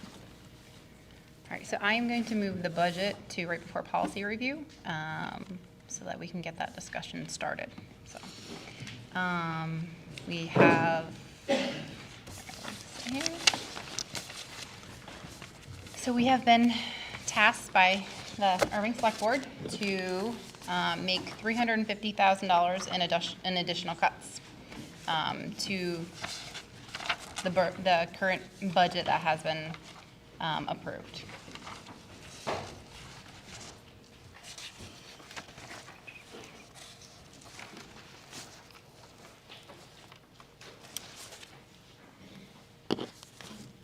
Actually, before we get started with that, I just had a couple clarifying questions, Lisa, about hiring. I know at the last meeting, you said that we're on a spending freeze, but we had seen that there are 3 positions posted on School Spring. Could you speak to that? One is a long-term sub for a para that's out on maternity leave. The other is for a para educator that position was never filled. So I'm looking to fill that. It's currently budgeted for. And the math coach is looking to take the 2 part-time math coaches that we have and having one full-time position. That's for next year. It's not for this year. Okay. So the math coach is for next year? Mm-hmm. So there would be 2 full-time math coaches? Currently, we have 2 full-time, but it's 3 people. I thought it was 1.8 between all 3. 1.9. 1.9, okay. So is it going to be 2 full-time? Between 2 people, rather than having the half and the half to make a 0.9. So that would be actually an increase in that. Of 0.10. You don't know until who you hire. Well, it's advertised as a full-time, and right now you have Correct. 2 that the equivalent of a 0.9, which is not full-time. So your advertisement is for a full-time, which is more than a 0.9, which is what you currently have. So that would be an increase. Sorry, my son seems to call every time you're talking, Mackenzie. Every meeting. Correct, and I will look to not hire somebody as high on a step when hiring. Right now, we have one of those math coaches are very high on the step who's been here. So when I hire, I can look at a lower level on the steps to try to make a savings. Can I ask something else, Jen? Yep, go ahead. Not bad. Can I make a statement, actually? So, I'm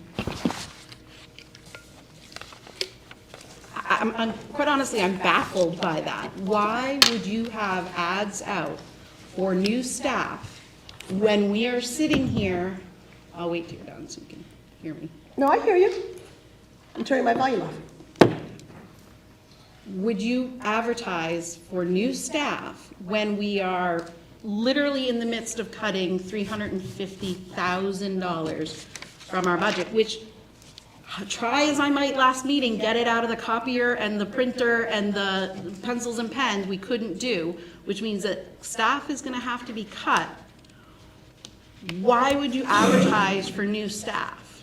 Because I don't have enough para-educators to run this building. I need replacements. Where is that money going to come from? It's currently budgeted. And we have I'm hearing you, Mackenzie, very loud and clearly. neither of those ads, the long-term sub does say long-term sub, but neither of those other 2 ads say long-term sub, meaning ending at the end of this year. So if I'm out there in the world looking at School Spring, thinking that there's openings, I'm reading that as there's a para opening and there's a math interventionist coach, whatever you called them, opening. with no end in sight. It's not like it's ending at the end of this fiscal year. It's for next year. Next year's budget has to be cut by $350,000. Where are you hiring these people from? That's the question. There are no people. So I'm posting now with the hopes of finding people. We don't have the money to pay them. Why are you advertising for them? We are having to cut staff. That's what it comes down to. We have to cut staff. Why are you advertising for more staff? I'm not advertising for more staff, Mackenzie. There are two halves, a 6 and a 5. No, 6 and a 5 and a 4, a 0.9. I am looking if I can do it to have that be full-time for next year. And I know we are looking to cut staff. I have 7 scenarios on my whiteboard. Do one of them include cutting a math coach interventionist? I'm not sharing any of that information publicly. I cannot understand how ads can go out for positions when we are sitting here needing to cut positions. To me, this is a slap in the face to the current staff. That we are saying, we're going to cut you, but oh, by the way, we're also going to potentially hire a new math coach and interventionist and possibly a para. But you in the audience and you staff watching at home may need to be cut. I do not understand the logic there. Please help me understand that logic. The logic is right now I have a para out on maternity leave. I understand you're saying The logic is right now, short-term we stuff. are short Unit B staff that are currently budgeted for, this building is barely getting by without them. So I can say in an interview, this is a position that goes to the end of the school year, and someone can make a decision if they want to take the job or not. There's no guarantee that it'll be for next year, but for right now, that money is budgeted for, Mackenzie, and we are barely getting by. We had 9 staff members out on Monday. 9. And to any teachers in the audience, you are welcome to speak to that if you'd like to. I am pulling people left and right. So we went to the town and said, we have this budget increase. Can you help us this year? And the select board and the FinCom said, we will support you and give you, correct me if I'm wrong, Scott, whether it came from free cash or whether the $150,000 to help bridge that gap. And you're still looking to hire people.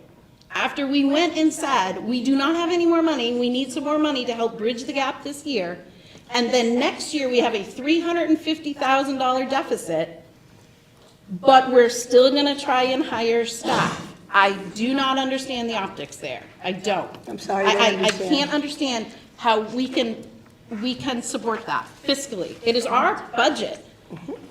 You are putting ads out against our budget. We are in the red, but advertisements are still going out. I just don't understand that logic. I'm sorry you don't understand.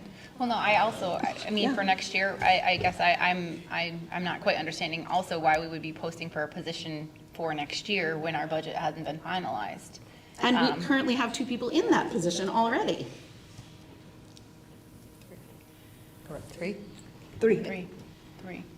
So Well, does that mean 2, we're But letting 2, go, that would make the 1. right? So we're letting go those 2 part-time positions? No one, I'm not going to speak about personnel when people aren't here. I'm not talking about personnel, I'm talking about the position. So I'm just saying that position, the 0.5 is going away, the 0.4 is going away. I'm not talking about people specifically, I was just talking about the specific position. And in its place, you're going to hire a full-time, which is a 0.1 higher than what we currently have, hoping that you can get a cheaper employee. Correct. And if not, I'll worry about that then. nope, we need to worry about that Okay. now. If the school committee would like the posting down, the posting can come down. I'm happy to do that. I don't support a position that's being posted for next year when we don't have a finalized Okay, budget. it can come down. Okay, thank you. Simple. But I want the school committee to understand that the needs to have paras in this building right now We are drowning. I understand that, but we're Yeah. also faced with a possible, we have to cut staff this evening. Unfortunately, we have to cut a large chunk. But I'm not looking at Unit B, because Unit B are the backbone of this building right now. They are the absolute backbone who do lunch, recess, bathroom duties, they do arrival, they do dismissal, they do everything. If I could have Unit A staff who could be the backbone as they are, per their contract, I'd be in a different position, but unfortunately, I can't.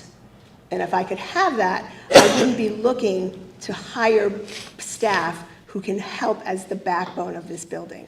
That my administrative assistant is out every day doing bus duty, who is out helping with lunch duty and recess duty, that's not in her job description, but she's doing it as part of the Unit B backbone of this building. So I can't begin to thank them enough, and we're barely getting by. On a separate note, to talk about the transportation, we can come back to this. I just want to go ahead and speak to the $181,000 for the special education transportation. So we are currently looking into,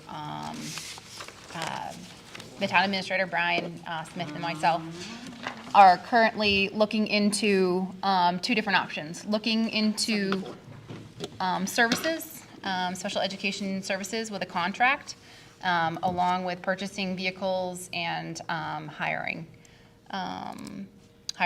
drivers. So we are hoping in the next month to get some answers, to go ahead and get some numbers. So unfortunately, we don't have that for this evening.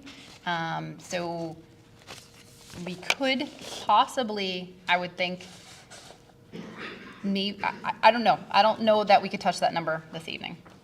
But we are planning on lowering that number by looking at both different scenarios. Does anybody have any questions on? But once we have that Yes, information, we correct. can always lower the budget, we just Yep. can't increase it if we vote it. Correct. Is that correct? Yep. So you could bring that information back as soon as possible at the meeting to share with us? Absolutely. So we would want to leave it there, is what you're saying, for this moment in time until we have further information? Okay. Yes, Scott? I'm just looking for, you brought up the transportation piece of it, and I tried to figure it out on my own, and I would ask for clarity from somebody in the administrative or Union 28 staff that have worked with the numbers, but currently we're using a company, King Gray, I think, is who we're working with for transportation. And it's for 2 students that have been moved out of district this year, 2 separate bus routes, 2 separate students. I've worked the numbers and I cannot figure out how we got to a $176,000 increase over the 5,000. And so I would just like some clarity on that. I know they're both full-year program. They both run 200, well, one runs 220 days, the other one runs 218 days. Even at the max rate of $350 per student, without the discount that they gave one of the students this year, that's $154,000. And the extra $22,000 just on that one line item is almost a 15% increase for potential increase if their rates go up. If their rates stayed the same or even close to what they were now at $350 for student 1 and $130 for student 2, if that continued into FY '24, you're looking at a $105,000 difference on one line item. So I would just like some clarity on how we got to the 176. In order to do that, I couldn't get there, so I was curious how we got there. So our amounts are based on if we do not receive the discount that we can't rely on. So for the 2 students at the full rate, with an estimated increase, it gets us to $176,000. So your estimated increase is $22,000 over the current rates. I'm not sure that I have the same numbers to compare to yours right now. And then I called both schools, because they're on, it's public knowledge what school they go to, because it's public on the warrants, so anybody can access those and request them. A quick call to the schools, one of them goes for 220 days, you can only bill for the day that you bring them. The other one goes for 218. Even if you were to say that no child ever took a holiday, ever took a vacation and they went 260 days a year, which means they went 52 weeks, 5 days a year, a week, you will get to 182,000. So it doesn't make sense to me. At 350 a day per student, that's 700 a day times 220 days, that's 154,000. You've got the school committee like scouring through line item after line item trying to find, and I can't find where that extra 22, that's a 15% increase. If you go through the PAD-I or the CPI-U index, you're going to see transportation year over year went up about 5%. That was indicated even in the contract negotiation through FM Kismeskis for the grant. That only went up 2.5%. So I'm not sure how we put in 22,000 when they went through an hour and a half to try and find 22,400 when there's a potential 22,000 sitting right in that line item. So that one concerned me. Yeah, I think that we also try to budget it conservatively, considering there's, when we look at special ed, tuition rates and transportation rates are incredibly volatile. We're seeing a 14% increase in private school tuition for next year. So having an increased rate of upwards of 10% or more is not, wouldn't be a historic shift in transportation for special education. In a non-budget issue scenario, I would agree with you, that you could put those placeholders in there. We're not in that position anymore. I'm not opposed to For the adjusting. last 15 years, we were in that position where the just-in-case money was always okay, because we always had it in the budget, we could always stay within our levy limit, it was always okay to, we understand that things fluctuate, let's just fill it in, and you don't need it, you don't use it, it gets returned. We're not in that position anymore. Erving is finding themselves that we've outgrown our levy limit. I mentioned it 5 years ago, that this was going to happen. I'm surprised it took 5 years to get there. That's where we're at. So that one, just that one line item concerned me, that even if we change nothing and we continue with that same company, and they increase their rates, for that discount that they're giving us from 350 to 130. Not sure how we got there, but it still doesn't reach the 176. It's padded for just in case, and they're trying to find every penny they can to satisfy with the, and I'll clarify, it was a joint vote from the FinCom and Select Board, not just the three of us. Sorry. So I just wanted to say that. It was never padded for just in case. I can run through my numbers and share them with you if you'd like, but it was never padded. Well, you just said You just said that. You just said that you put additional funds in Well, for it's escalators in included. case it goes up because you don't know. That's a pattern. That's a just in case escalator. I think it is a reasonable amount that we are expecting to increase. Reasonable, I would say we could disagree on what's reasonable. And we can change that line if the school committee would like to. Yes.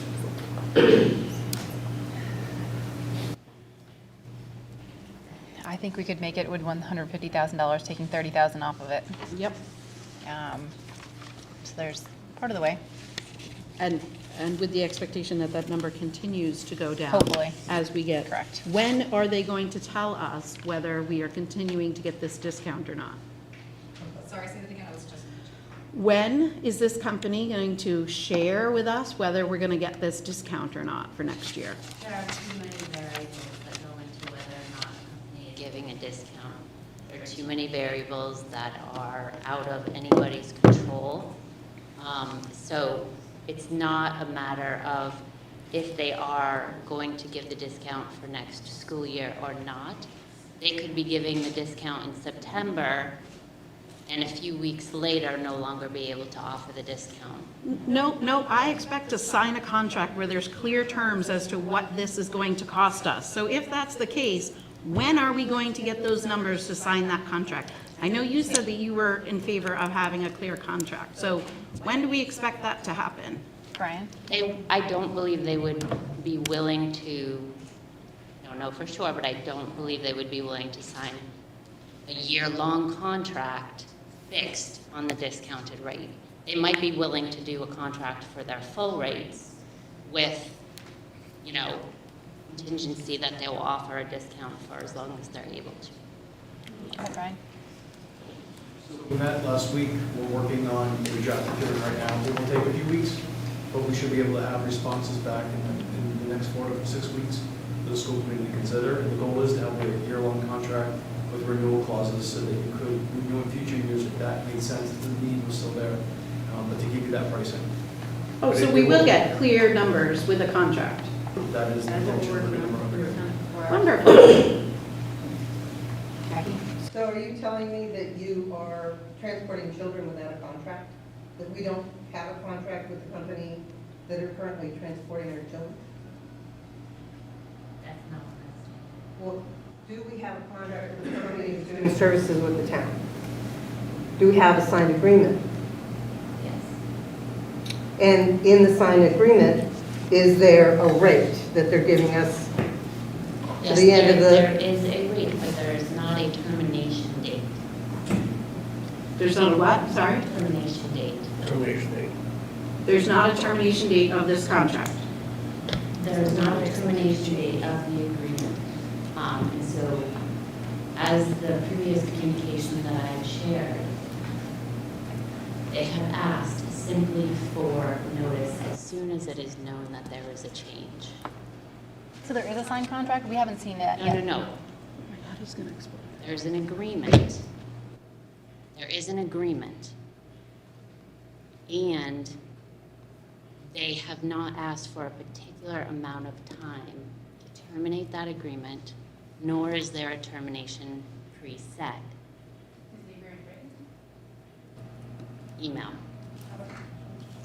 Okay, could you forward that to us? So there's no signatures on this agreement? It's an email thread that's gone back and forth? This has all been communicated previously. We haven't seen Well, the agreement. Tell us again. We've seen the invoices, but we haven't seen the agreement. That's exactly what the agreement is, so I. The invoices? No, I can share with you communication. Email communication is phone communication, also documented in email.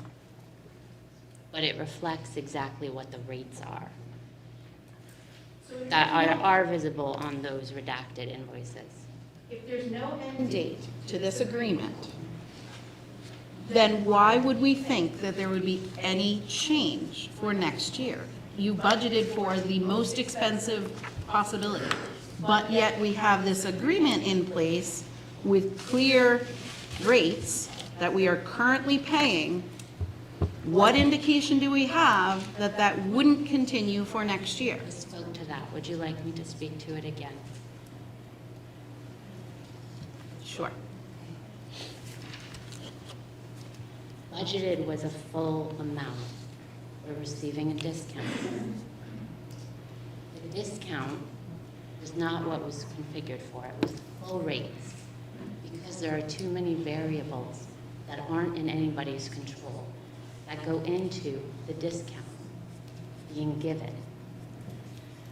Is the agreement an agreement that includes the discount? It is a discount under certain conditions. What are the conditions? I can't tell you. And how do we continue to have those conditions to have that same rate for next year? I will share that with you. But Well, can you share it now? no. Because you don't have it, because you don't No, know? I will share it with you. If you choose to share that publicly, then you do. Yes, Scott, go ahead. So I'm just confused. Nobody's asking for student information, nobody's asking for any of that. What they're asking for is when you procure the services of transporting students, how did you procure that to ensure that you knew that the town of Erving and the Erving School Committee's liability was met, and that it was funded for, and that you had the ability to have recourse should something happen? If you look, Caitlin shared the FM Tismeskis contract. We've been doing contract for regular busing, and they also do sped busing, and it's all in there. It's all in. It is lengthy. It's over 16 pages. You have to ensure that the vehicles have certain qualifications, the drivers have certain qualifications, all of that's in there, that's very standard. And I know this, the outfits that work outside of regular school buses they want to work on a different private sector manner, and they want to operate in a different manner, but we're not beholden to what they are saying to do. The town of Erving really needs the liability to, the protection to say that should something go wrong. There's no contract. We don't know if they have adequate insurance. We don't know if they even have driver's licenses. None of that is in here. We're basing that on a lot of assumptions, and these are huge ticket items. You talked about even the cost of tuition goes up. That's separate. Transportation alone is a huge ticket item. And to just be very blasé about we're going to do it and it's verbal and this is what it is, that doesn't sit well with me. It doesn't sit well with some of the community Can I members. speak to that? Because it doesn't sit well with me either, and I've communicated that as well. I would prefer to have a contract, and I've done quite a bit of footwork to try to have a contract provided. Short of that, I've done a lot of footwork to reach out to other districts and have, if anybody had a template that they had drawn up that we could use. A lot of footwork has been done. And it does not sit well with me either, and it is my preference to have a contract. The example that you sent over was very helpful.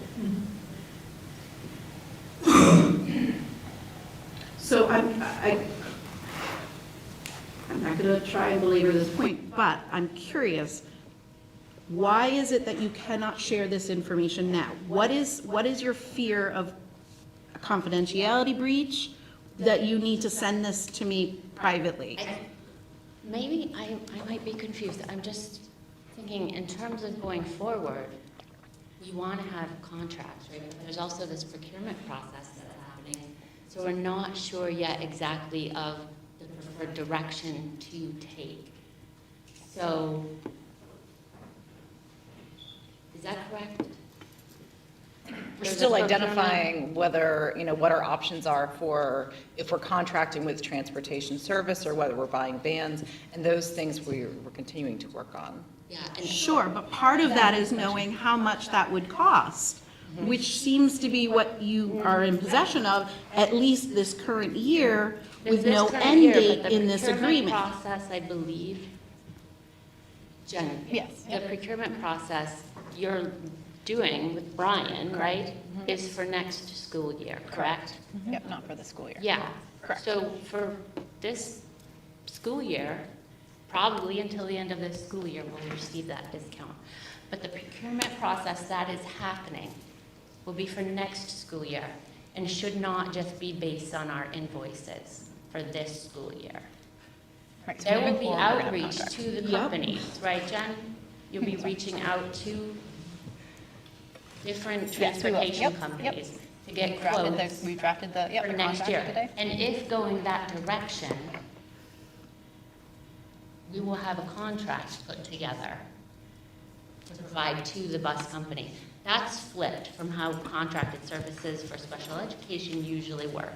Usually, that company will provide the contract to us. We go through it, we ask for any changes that need to be made, and then everybody signs. So us providing a contract to them is flipped, also completely allowable, and if it's the only option that we need to draw up the contract, then I would say that's what we would do if we go the direction of contracting for transportation for this school year. Yes, Scott. So a couple of points. One, you just said it was split because we would be doing it and they would normally be providing a contract, but we don't have one of those. What we have is a memo that says $350 a day for 158 days through June 30th, 2023, with a dollar amount of $58,000. We would need to draw a contract up. Correct, but you had just stated that normally it doesn't come from the town, it comes from the vendor, and that's how the normal operation would be coming from the vendor. Yet, we signed, we got our memo and started paying people in October for one child, and then added a second child in December.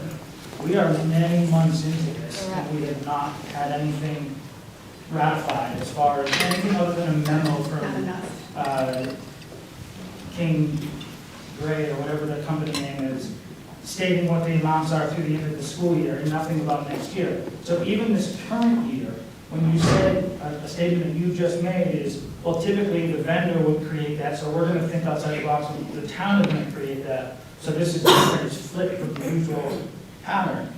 Well, if that usual pattern was followed, we would have a contract, and we don't. But I think what she's saying is that usually for other contracted special education services, not for transportation. Correct, I'm sorry, thank you, Caitlin. So we're That's talking correct. about when we contract with CAPS Collaborative for physical therapy, or when we contract with Levine, or we contracted with schools, they always provide us with a contract. Special education transportation has been very different and very difficult to obtain. So then just quickly, why haven't you done that for this year then? Why have you not created a contract to give to them so it's on record with a signature? There's been ongoing work and research to try to sort out, is this common practice that's happening in the area? Is there a template to work off of? These kinds of things. So research has been happening, and if there's a preference to have a contract for the remainder of the school year, we can propose that to the transportation company. I think certainly the town is sounding like they have a preference. I mean, I'll speak for myself as a school committee member. Absolutely. I certainly would like to have a signed contract with clear rates and dates and understandings and, you know, a clear understanding of what insurance and certifications and licenses, and I want to know that these kids are going to get picked up and driven safely. I mean, that's on us, that's on the town at the end of the day. I'm So with you on that. from October to March, I hope you're done with your research and can get us a contract. Also looking to secondary special education transportation. The numbers that we had gotten from you for current annual cost for this budget was $61,000, but we're budgeted for next year at $89,000. That's almost $30,000. So that's line item 12 in the secondary budget. So I don't really think this is a venue to talk about specific services for kids for transportation. I'm just talking about numbers. I'm saying that the current is 61,000, and I'm just saying that the proposed is 89,000, and it's almost a $30,000 increase. And I'm just wondering, is that an area that we could also reduce? No. Why not? Again, I'm not going to talk about student-specific needs. You don't have to talk about student-specific needs. We're not asking about We're asking about costs. We're asking about dollars. That's our job, is to control the dollars. That's what we're asking about. We're not asking names. I didn't even hear we're asking where they're going. We're asking about dollars. It's very frustrating, maybe you can tell in my voice, this conversation, because you continue to say, we can't say, we'll get that for, no, we need to get this figured out, and it needs to be figured out now. The town needs a budget. So we need to figure this out. So we have an increase in needs for special ed transportation. Okay. So $30,000? Yes. Is it, so is it the cost per day? Is it adding a monitor? Is it, I mean, I'm not going to get into student-specific needs. but the cost is what we need to know the cost. So we do need some details without revealing any students' confidentiality, but we do need to know the dollar amount. And like, again, you can say a monitor, or you could say the cost is going up per day, or it's going from it's a longer distance. I mean, there has to be some sort of explanation on why there's a $30,000 increase. Yes, we just have an increase in student needs for special ed transportation.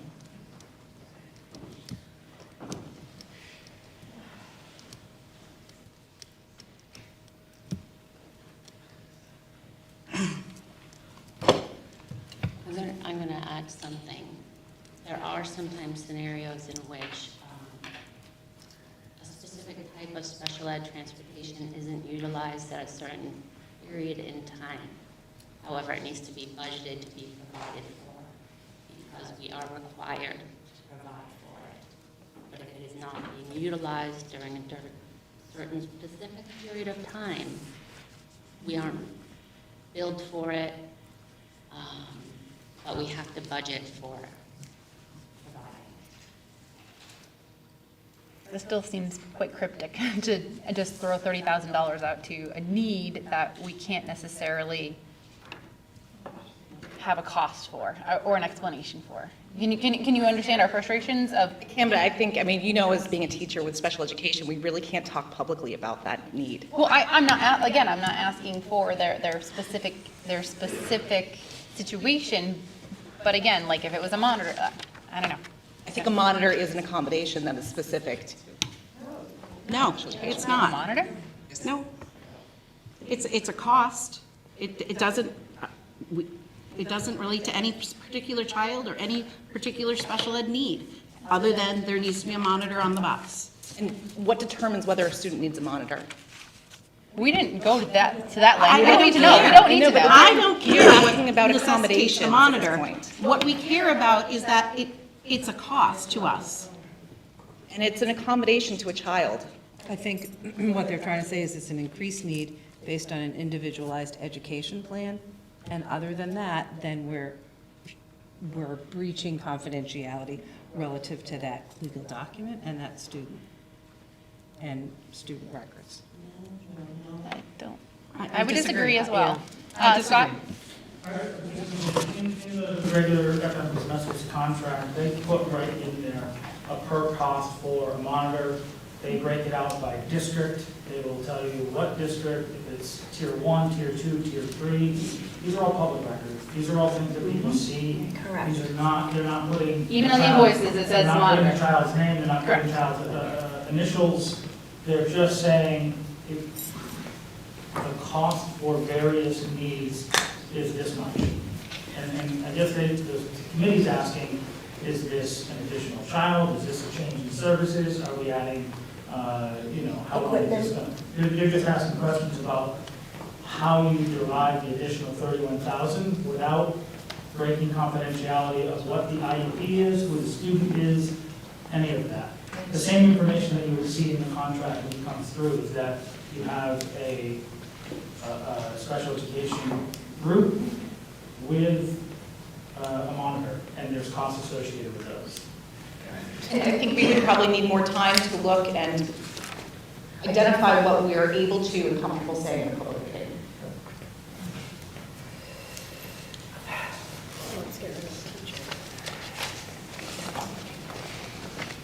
So we've gotten $30,000 and we have $350 to get to. Jen, can I ask a couple of Yep. questions? Sure. First of all, I just need a little clarification on line 89 of our budget. The networking and telecom. I thought the decision was to not do that because of the cost and because of our tight budget. No, that was never decided. Okay, remind me then what that is, because that is a huge increase. So that increase comes from movement of the budgets and software. We are currently hosted under SUSER IT. They have come to us, which was supposed to be temporary. They have come to us and said they're no longer allowed, they're able to support it. So we have to move it to Tyler Technology, to the parent company. And in doing so, we identified that it is a cost that is more appropriate in the school's budgets and not the Union 28 budget. So it had been removed from the Union 28 budget. That was line 24 and embedded into each of the school's budgets. So there is about $2,400 first year increase in addition to just the increase of housing under Tyler. When we move it to Tyler Technologies, and we're going to be able to update our system, which hasn't been updated in many years because they weren't able to update it when it was being hosted by SUSER. So with that, the updates and the professional development around that we have a higher cost for the first year of about $2,400. And then after that, we'll still have a larger amount for the hosting of that than we've had in the past when it was on Union 28 budget. And did you shop around for this? Yes, we did. We did. And Tyler Technologies was the least expensive. I sure do hope it's good. Line 100, the Union 28, and I know this is Union 28, but I just want clarification. What is the central office rent for?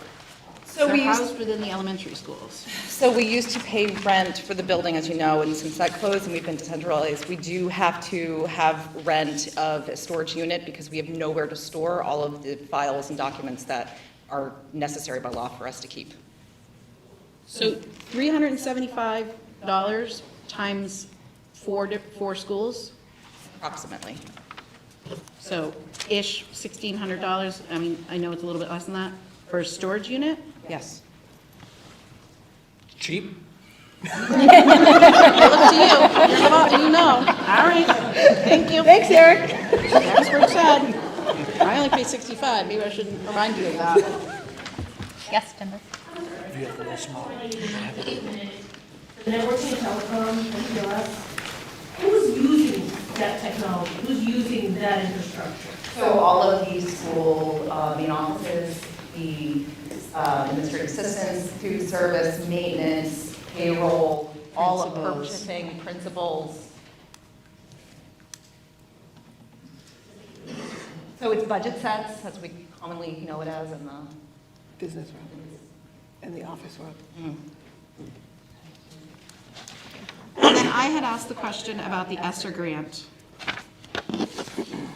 I actually didn't even ask a question. I proposed that we see what else we can include in the ESSER grant that we can take out of this budget. I got no documentation about the ESSER grant so that we can figure out if there's anything that can be moved. We sent a variety of documents to the committee. So all of the ESSER money expires at the end of next fiscal year. It is all allocated right now for the school adjustment counselor. And Lisa, Fringe benefits, MTR. Yeah, fringe MTRS. benefits, retirement. Okay, that can't be all of it because there was a lot of ESSER money that was given and that's one person. That's the vast majority of the ESSER money has been for years. There was money in there for MERV filters that had been purchased and used. What is left in the ESSER grant for the coming fiscal year, other than the adjustment counselor's I can salary? tell you in just a second. That's what I was asking for. We sent that out, we sent all of that information out? You sent information out, but you gave no indication as to how much was left. We did. We talked about what was encumbered and what was allocated and what was expended. I believe in all that documentation. All right, we'll go through it again then. I'm not suggesting there's extra money that hasn't been encumbered for something, but I am suggesting that we rethink what that grant money is being spent on to hopefully save more staff members. And we also run into the problem that if we put that money into the budget, to our operating budget, to support staff members, we're going to be in the same problem next year. That's true. But at least we'll have a year to work on it and figure that out. So there's roughly 10,000 in supplies and materials, less than 10 in stipends, and about 17,550 in contracted services. 10 to 30, almost 40 grand? A little under. Okay. And that contracted services is for what? Professional development. Right, what is it? What are you doing? What professional development are you doing? The science of Field for reading. Literacy, science of reading, and our work with the collaborative around equity and social justice. And the supplies? I'd like to just share that I'm very concerned because we took some deep cuts in office supplies, we took some deep cuts in textbooks, we took some deep cuts to whittle this down, that I'd be irresponsible to take those supply lines at this time. As much as I want to keep staffing, I still need to make sure that the building can function and run. So I am concerned of taking that supply line, taking stipends. There's a lot of work that the staff does, and I'd be sad to not be able to offer a stipend for a parent workshop for the parent community. So we've done some deeper cuts in other lines, so I think to move in the air of caution, to be able to keep the building running successfully next year, that money, I hate to use the word, Brian, sorry, cushion, right? I'm not trying to pad anything, but I want to be fiscally careful that the day-to-day operations and the needs of the children and the staff can be met. Because we will need some supplies and materials to run the business of education in the school. And there are some supplies still left in the budget, but I think we need to look at, if we have to cut 350,000, that's 6-ish staff members. How well is the school gonna run with 6 less staff members? So my priority is keeping the staff here, even if that means that we don't get to give stipends for parent nights, and we maybe have to cut back on supplies. None of it is good. None of these decisions are helpful. But my priority is keeping the teachers in the building and not so much stipends and whatever supplies you're gonna tell me come out of that line. So I guess maybe let me make that clear. That's where I'm coming from. You have a question or comment? Can supplies, I know equity and poverty levels and what have you, but can we go back to asking parents for supplies? Like, I don't understand why we can't do that. I mean, I get that there's some families who can't, but again, why can't we sponsor those families? Why can't there be community help? Why can't there be? Exactly. I just don't, we're so stuck on, we've got to cut. Well, the community needs to come together and help fund these things. I mean, you can't have, say, cry poverty in Erving, and then, but the school try to sustain itself with this amount of budget cut. For clarity, it's not 30,000 in supplies and materials, Caitlin? No, it's 10. Okay. And I mean, we have been using the supplies and materials lines on top of the lines that we use in the general budget. So what we see in the general budget and those expenditures, we also have been using grant money for them. So No, I'm not questioning that. I'm saying we're already cutting supply, I mean, way back in our budget meetings, we've already cut supplies. So I'm just saying another avenue is we ask the community, like, stop being afraid to ask the community. It is what it is. We all live in it. We all know people. It's not, we need to remember that. I mean, isn't it in most schools that, I know that in my sister, like my sister lives out in Middlesex County, like they have a list that they have to bring to school on their first day of school in their backpack, like. But it's I mean, not equitably acceptable anymore. That's why the schools don't do it.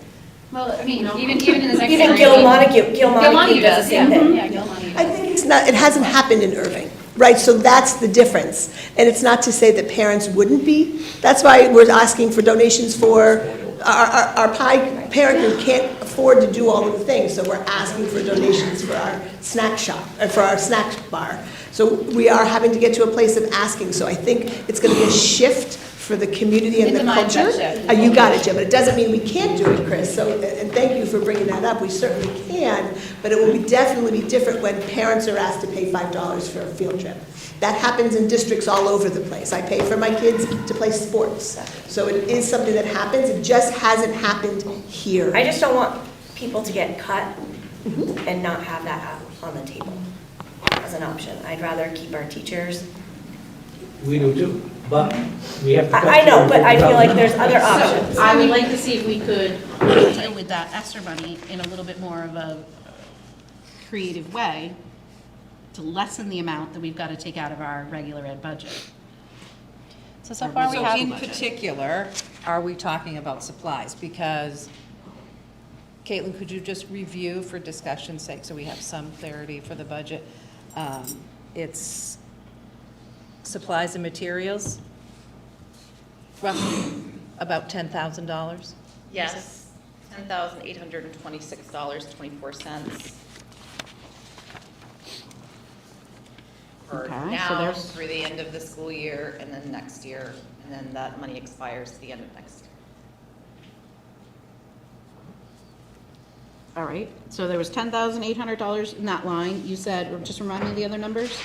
For stipends, there's $9,900. And before we continue with more figures, and this is fine, I just want to put the information out there. I believe some of the stipends were for after-school and summer programming. And we do have to address learning loss. That's one of the requirements of the ESSER funding, and so we will have to make sure that we're meeting those requirements. And summer funding has already been cut in the general budget. So, It has been cut, but we still have $15,000 in there. We run at about $28,000 for the summer program, so we're already reduced. so we would need the ESSER funding for the summer programming. Or we change the summer program parameters, or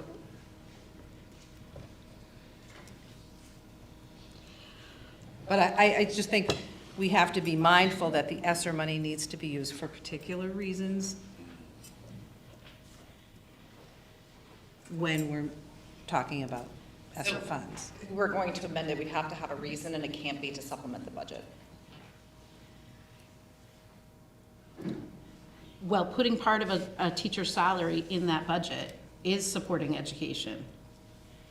It is, but we're not supposed to kind of backfill our budget. It's supposed to be money that's in addition to what we are using.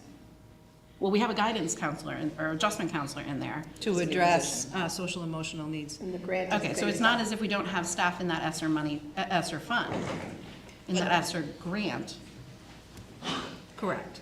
But there are parameters around what we can use that and who we can use that money for, I think is what Funding Caitlin was is for trying to social say. emotional was a large piece of it, so that's how all of the schools in Union 28 Correct. were able to use that money. Right, but I'm simply saying that you can put more staff salaries into that ESSER fund. You make the case that it's for education. Put half of the gym teacher who does the social and emotional learning, that social and emotional learning, covered by the ESSER grant. I think I would just err on the side of caution, knowing that the adjustment counselor's position was posted for a certain amount, and so that money is being used, and then technically that position is gone. It's a So I grant would just be funded. careful on who and how you fill that, and Agreed. then knowing that, okay, if we're using it for this position, then that also should mean that this position gets decreased, or it just follows that trend. And I would Just- agree with you, if we weren't in a position that we were gonna have to cut staff, if this wasn't a year that we were cutting a huge number, a huge amount from our budget, I would totally agree with you, because that wouldn't be a smart way to do it, because at the end, then what are we gonna do with their, but we have to cut a huge amount of money from our budget. We can lessen that for this year. It does kick the can, I'm not suggesting it doesn't. I mean, I almost wonder if we earmark a certain amount for staff, like, let's say, I was thinking 200 or 250. I know that, I don't think we're gonna get to 350 this evening. We could be here till 2 in the morning, we're not gonna get to 350. I'm sorry. And knowing that we have a little bit of wiggle room with the transportation. Like, even if we cut 200,000 in salaries, and we got 30,000 from the transportation, we have a little bit more room for the transportation. That's, I would think, a good faith direction, without decimating staff. I don't know what other people are thinking, but that's what I was thinking, 200,000 in salaries and the 30,000 for the transportation. We have a little bit more room to wiggle, hopefully with the transportation. If we did go the route of purchasing the vans, we could use the free cash, correct? So that the capital, and then essentially we would just be paying for drivers at that point. Yes, Scott? So just to clarify what I mentioned in the last meeting, saying if the schools stay within the current appropriation plus the 150, after looking at the numbers on free cash, and even Jake mentioned this in our last select board meeting, saying regardless of whether or not there should be enough free cash to be able to do a vehicle purchase no matter what. So even if it became an issue where some of that additional 158,000 needed to be requested, that we're earmarking 150, there's capacity for a van or two vans regardless. So we're not contingent on that.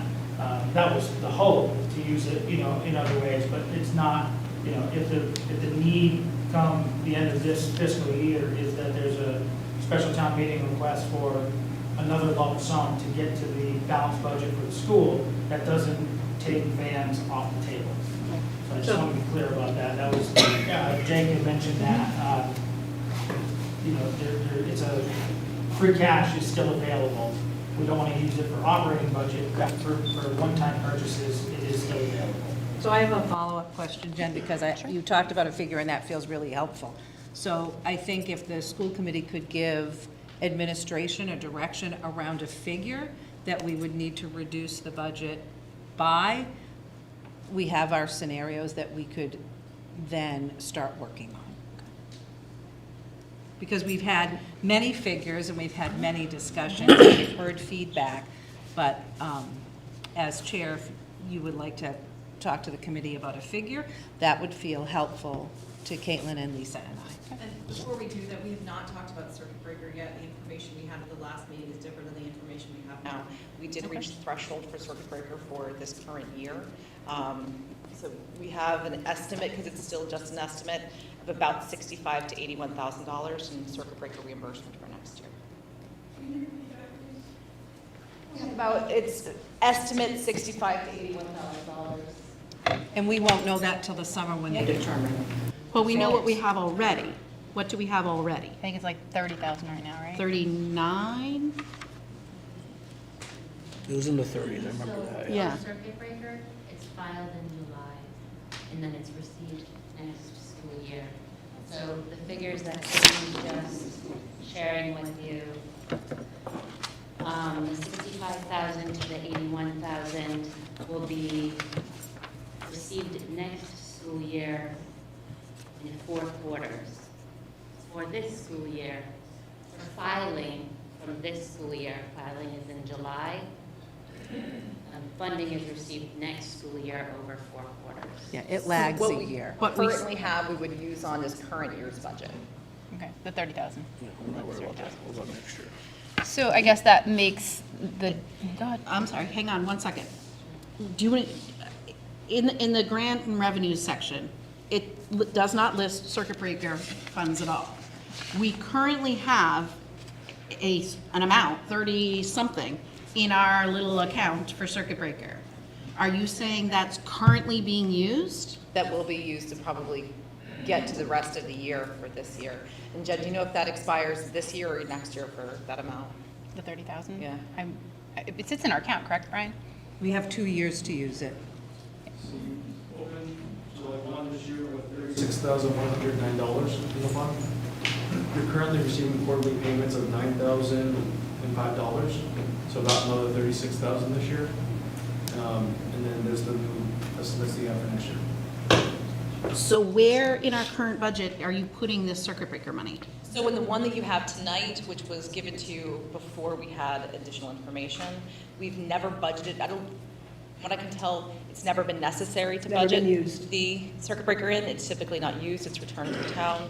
So now in an updated one, which is why I'm sharing that with you now, in our updated version as I'm managing the budget as we talk tonight, that's been already embedded into the updated one.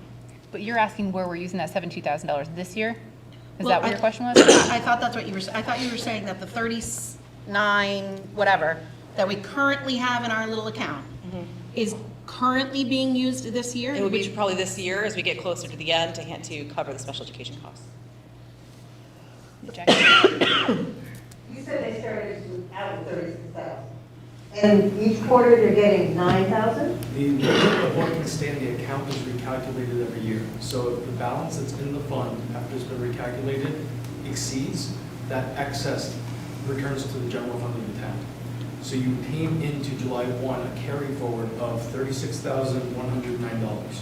You're currently receiving quarterly payments of $9,000, so approximately another $36,000 this year. So I they don't know need- what your cap is, but whenever that's calculated, if there's excess and we haven't spent it, it will go to the general fund. So how you spend it this year is up to the school committee and the administration, and I don't have the figures that were just presented by Karina and Caitlin, but if that's your new projection. Those are our projections for the following. That would be available to you the following year. So by the end of this current fiscal year, there'll be approximately $72,000 in the circuit breaker fund. I've had one expense on the year so far. And that has to be used only for special education. And Caitlin, so that I'm clear, you are saying that of that 70, what? 72, well, approximately Can't hear as 72,000. well. 72,000, this current fiscal year, ending June 30th, you expect to use all 72,000? Probably, I have about $100,000 deficit. Rough projections of right now, I have about $100,000 even after the towns, contribute 150. After they contributed 150?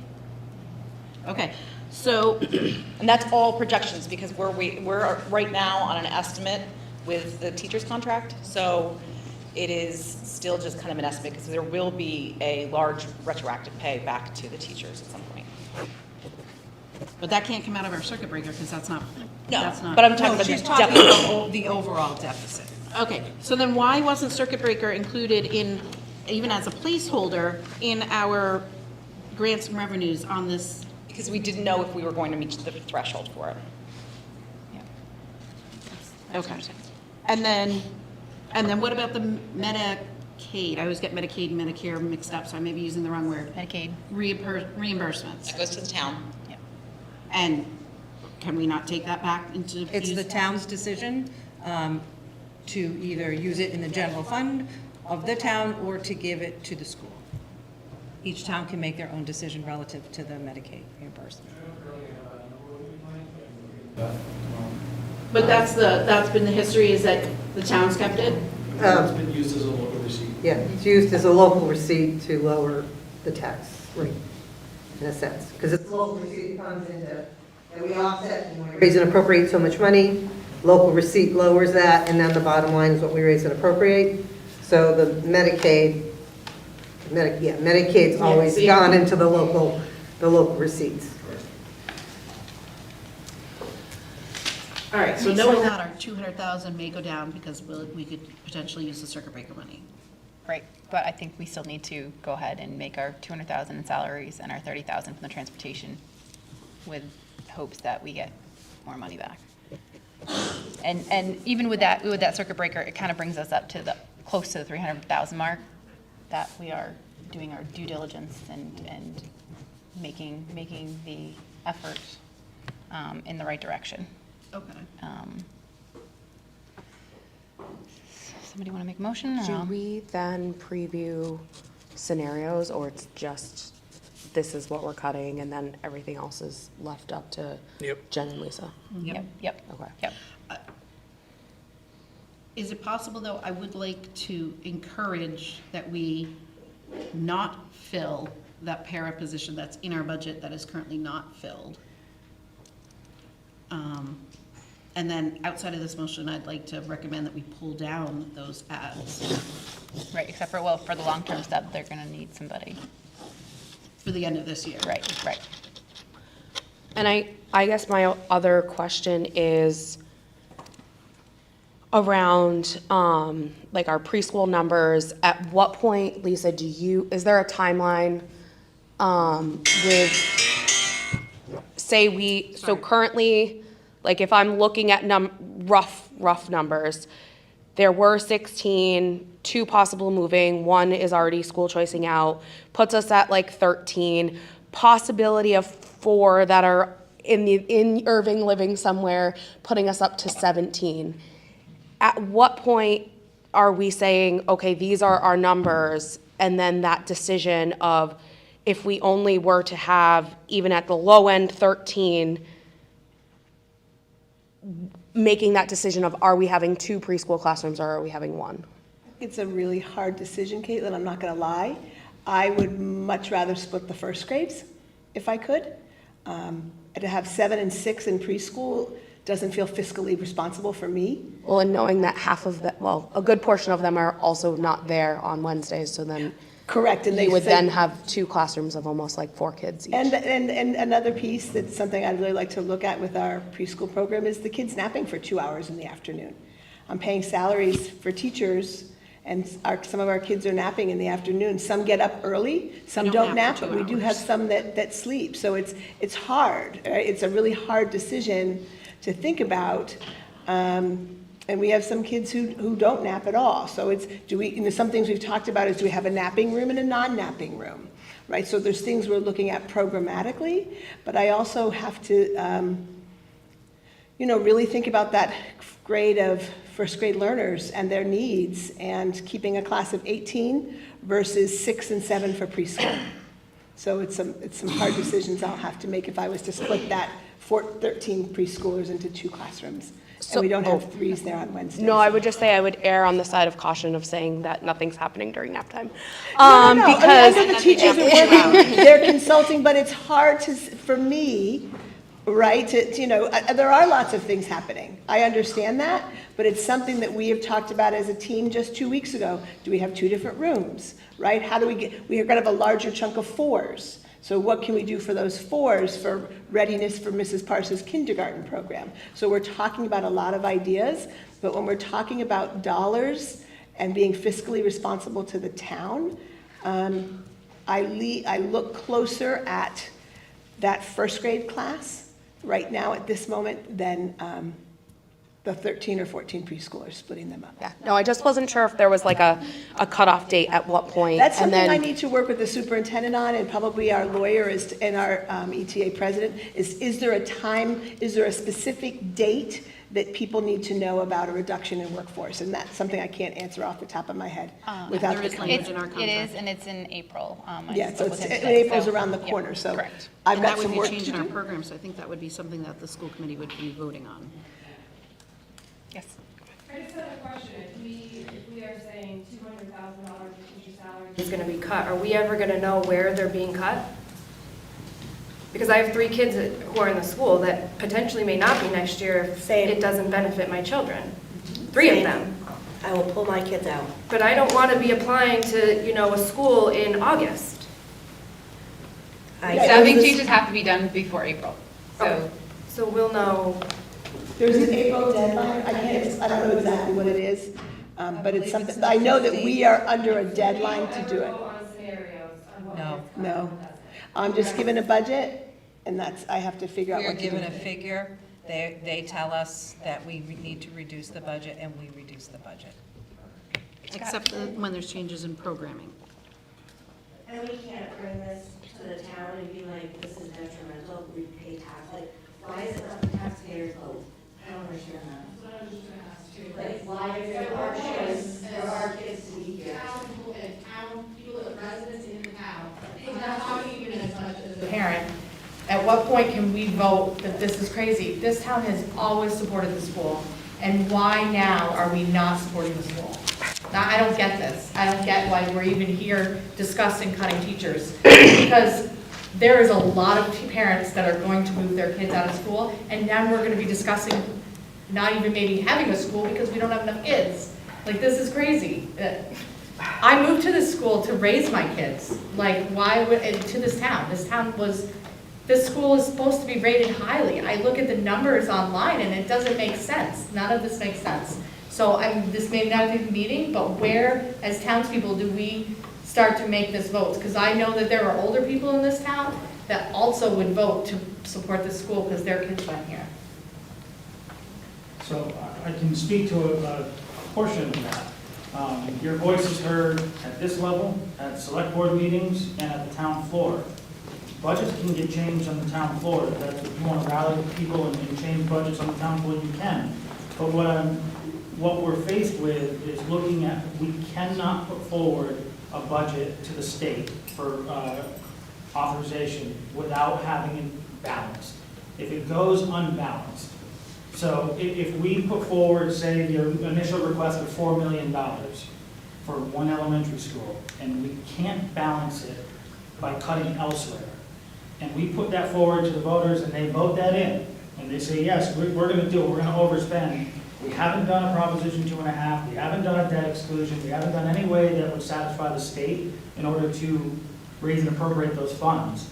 They're going to kick that back and they're going to say, one, you can't set your tax rate, so nobody knows what the tax rate is going to be. And then it's going to force everybody back to the table to say, where do you cut to make that, or what mechanisms do you use to raise more money to offset that? What we're telling you is that historically, and I moved here 16 years ago, historically, the town had enough levy capacity. We've outgrown that. So when you can only raise and appropriate an increase of 2.5% on your tax base every year, but you have budgets that are coming in at 4, 5, 6, 7%, this year at 16%, it's more than what you can raise. So we're in the negative. So if everybody wants to rally around and say, this is where the money is spent, then we have to figure out which other department we don't put it in. That's just the capacity. So we have, I know people don't want to hear about staff being cut. I think there's about 60 staff in the school, roughly. But we have 3 firefighters, we have 6 police officers, we have 4 highway people, we have 4 people in wastewater. So if we're talking about cutting staff, where do we cut out of those, who has the most capacity to be able to do that? That's why the request. So out of those departments, and just to put it in context, I think there was a comment that somebody said, it doesn't look like the town cut anything. So to date, prior to coming to this meeting, we've cut almost $800,000 out of the town requests before the school's cuts. That's $800,000. Now, if you want to take out the 2 items that don't have staff members associated with them, we've cut $500,000 out of direct departments that have staff members associated with them. The budgets that incorporate those cuts are about $4.5 million, $4.9 million. The school's request was $4 million, and to date, that cut was $85,000. So if you want to put it into perspective, a $4 million budget cut 85, and a $4.5 million budget cut 500,000. That's what we're faced with. We're trying to figure out how to balance that. This is new to Erving. This is not new to municipal finance. Erving's never been in a position, at least in the last, I don't want to say never. Maybe back in the 80s, Jackie? 92. 92. 92. So this is a new phenomenon, at least in the last 30 years, that we have not had to face. But we have grown exponentially outside of our means. And that's what we're facing. So when you say this is where you want your money, you're also saying there are other areas we don't want our money because we don't have an endless trove of money. We have policy procedures in place. We don't build budgets, just like people talked about here. We don't build budgets based on ESSER funds, based on circuit breaker money, based on other financial income because they're not guaranteed.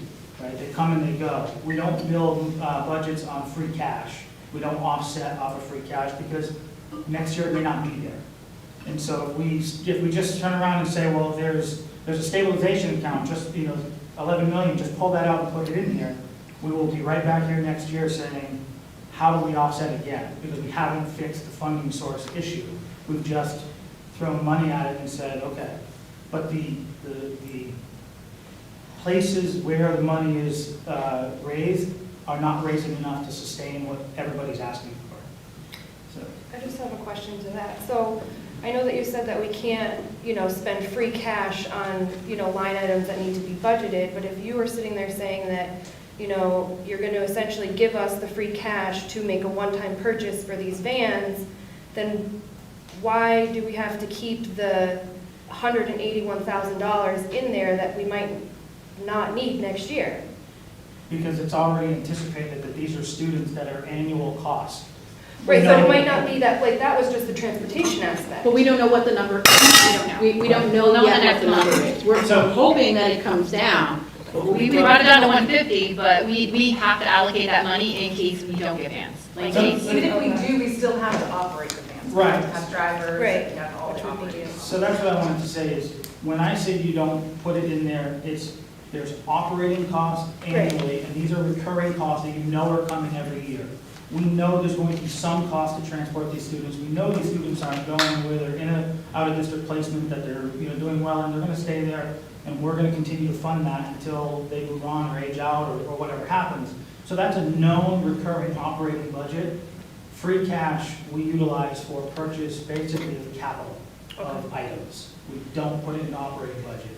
I think there's been rare occurrences where we've been $10,000 or $15,000, $20,000 short in one fiscal year, and we said, okay, for a one-time thing got a little crazy. We'll in a June STM, we'll pay a couple of bills, with 10 to 15, 20,000, but we never build a budget with that. So because Scott, we're I just think asking. in some of our other Union 28 districts, we've operated on using school choice funds to run the operating budget. And then that fluctuates and it's hard. In other Union 28 schools, we've used school choice for a one-time purchase, and then we always know what our operating budget is going to look like. We eliminate the fluctuation.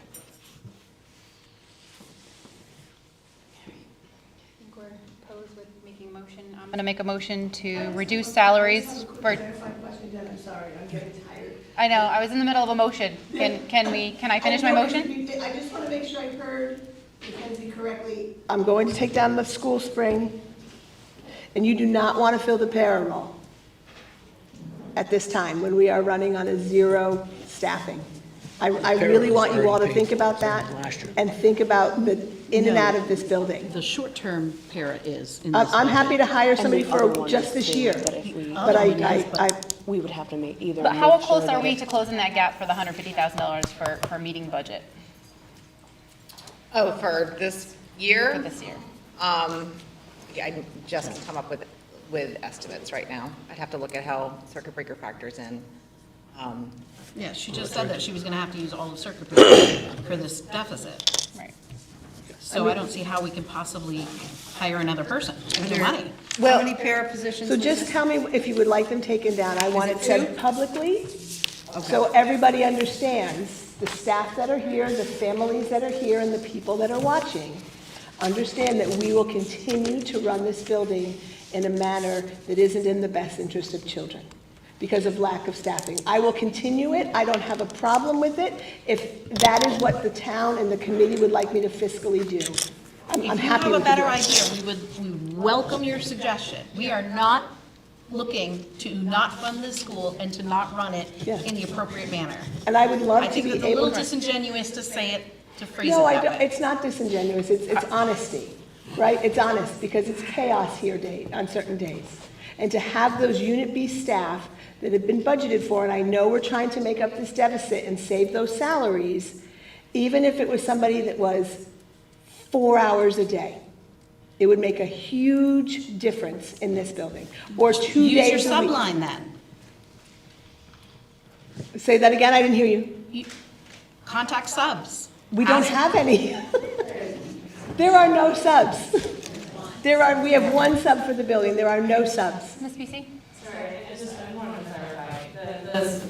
The para positions there's a long-term sub, right? And then there's the para position that has been open all year and was never filled. Those are the two para positions we're talking about? Okay, cool. I just wanted to make sure. Sorry. I just have a question, you talked about numbers, and you had brought it up, so I just need clarity. We have listed on the school directory 12 paraprofessionals in some way, shape, or form. Some might be part-time, full-time, different. I'm just curious, how many paraprofessionals are currently showing up to work now out of the 12 that we have assigned to the school? Because you brought it up, that's why I asked. Yeah, I apologize, Scott, I'd have to look at a list, right? Or if you want to give me a moment, I can write it down. Gladly give you a moment. Sure. Okay, we'll go to Christie. I just have a question. I think I'm kind of caught between Mackenzie's idea of what's going on and Lisa's. So as a parent, I would hope we fill this sub position because we're lacking this person due to a medical condition, obviously. And it's already budgeted for, so why would we not do that until the end of school? And as far as the other para position that didn't get filled all year, I hope that's not a one-on-one position that we've neglected. Okay, well, that's what I was getting at. I want to make sure we're fulfilling special ed needs. But on the other hand, why can't, I think it'd be kind of crazy being the end of March, but if there was somebody to apply, which I do know personally of somebody who applied, why can't they have the option of working until June so that we can have this extra body in the building? It's already budgeted for, it's already been approved. Because even though it's budgeted, we're hearing that we are going to have a shortfall, that we're going to use all of our circuit breaker money plus to potentially get us to just breaking even this year. So it's not because I don't want bodies, it's because I have to be fiscally responsible and say, if we're already hearing that there's a shortfall, even though on paper it's budgeted, there's actually not enough money to cover that salary, then we can't hire somebody. So are we looking at a potential of safety issues? So like we're not having staff at reset? I'm saying this as an administrator of an elementary school, that I'm noticing it in my own school. I get that fiscally, like, we don't physically have the money, but I'm sorry, but if I found out as a parent that my child is out at recess and not being watched well because I only have 2 staff members out there to watch X amount of children, and my student happens to run out in the road and get hit, you better bet your buttons I'm going after you for a lawsuit because you didn't have enough staff to watch my child.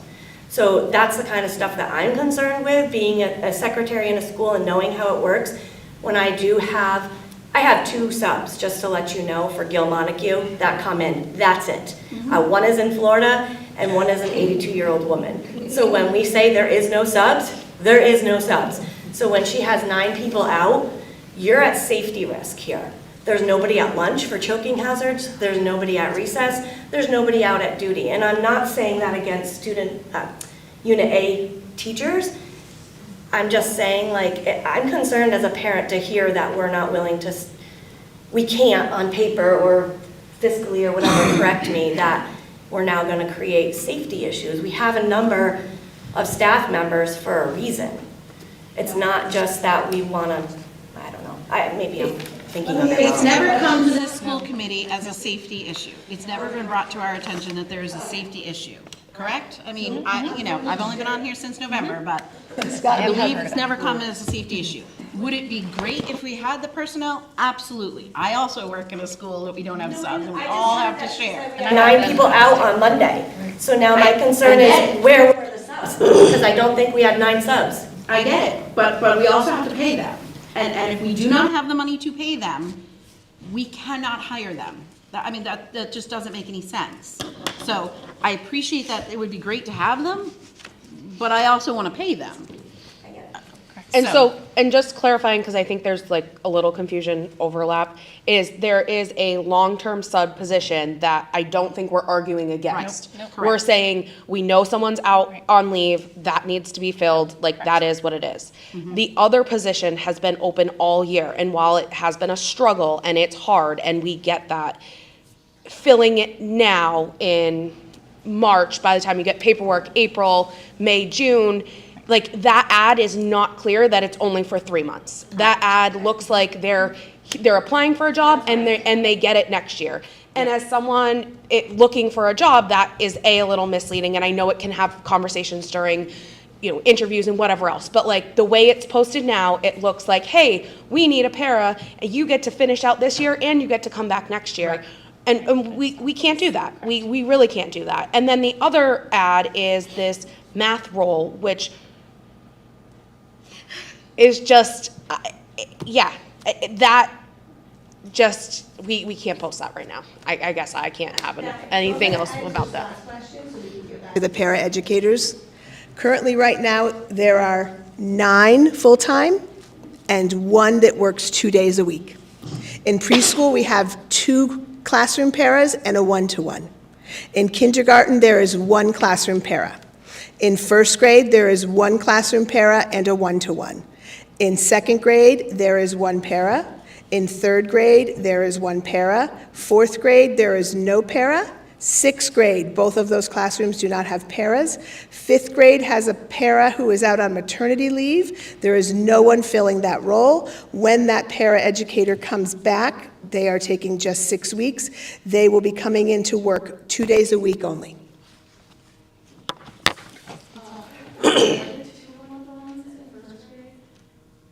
Oh, thank you, Ms. BC. There is another one-to-one in first grade. Thank you. Oh, yeah. It is getting late, and I think it's time for a motion. I'm going to make a motion to reduce salaries by $200,000 and line 74 of the transportation by $30,000 and a total of $230,000. Do I have a second? Second. All those in favor say aye. Aye. Aye. Aye. Aye. Any further discussion? Looks like the ayes have it. Okay. I'd like to recommend that we create a policy that says that the administration cannot add anything to our budget without coming first, beforehand, to the school committee for approval. Well, you could talk about that at the, Confused about that. with the next meeting, before the meeting. The Budget, personnel, policy changes? Policy.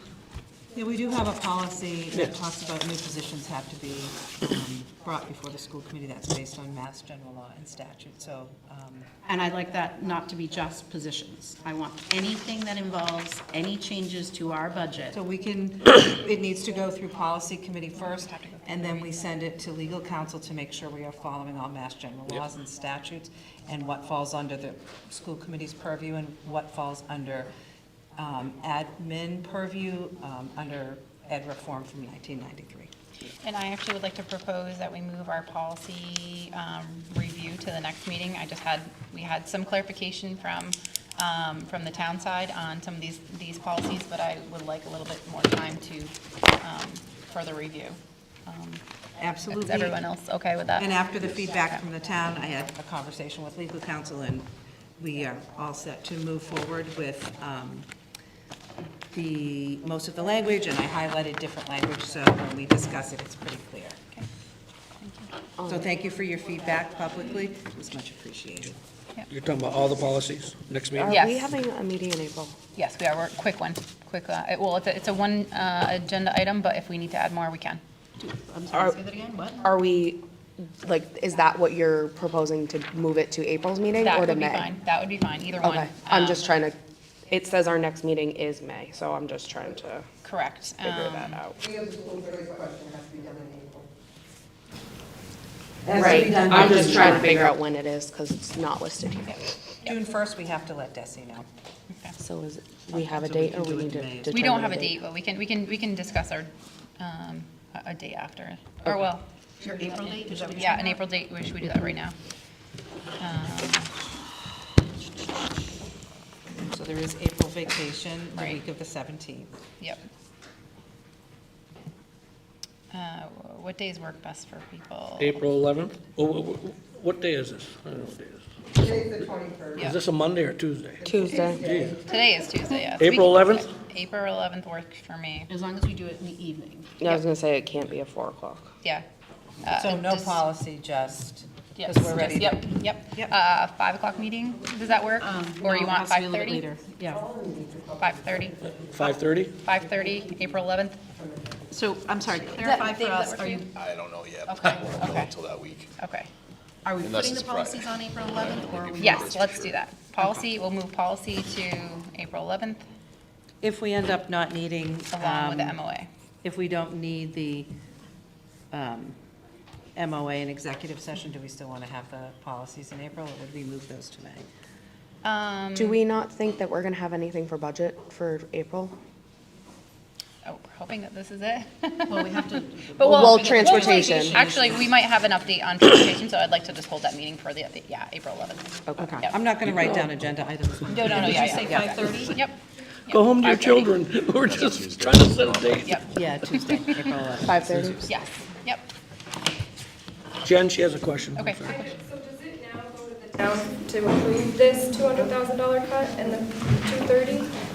So what are we just? No, this has been cut, so the Right. school committee has the authority to cut the school's budget. No, but I mean, so the town is going to approve the, The entire town budget? but I thought they were the ones that said they wanted us to cut 3 to 350. It was their recommendation to go ahead and cut that amount. Okay. Correct, but it was a select board and the finance committee joint meeting. Okay, so now we've decided we're cutting $230,000. Correct. So- With a possibility of, we have a little bit of hopefully wiggle room with transportation.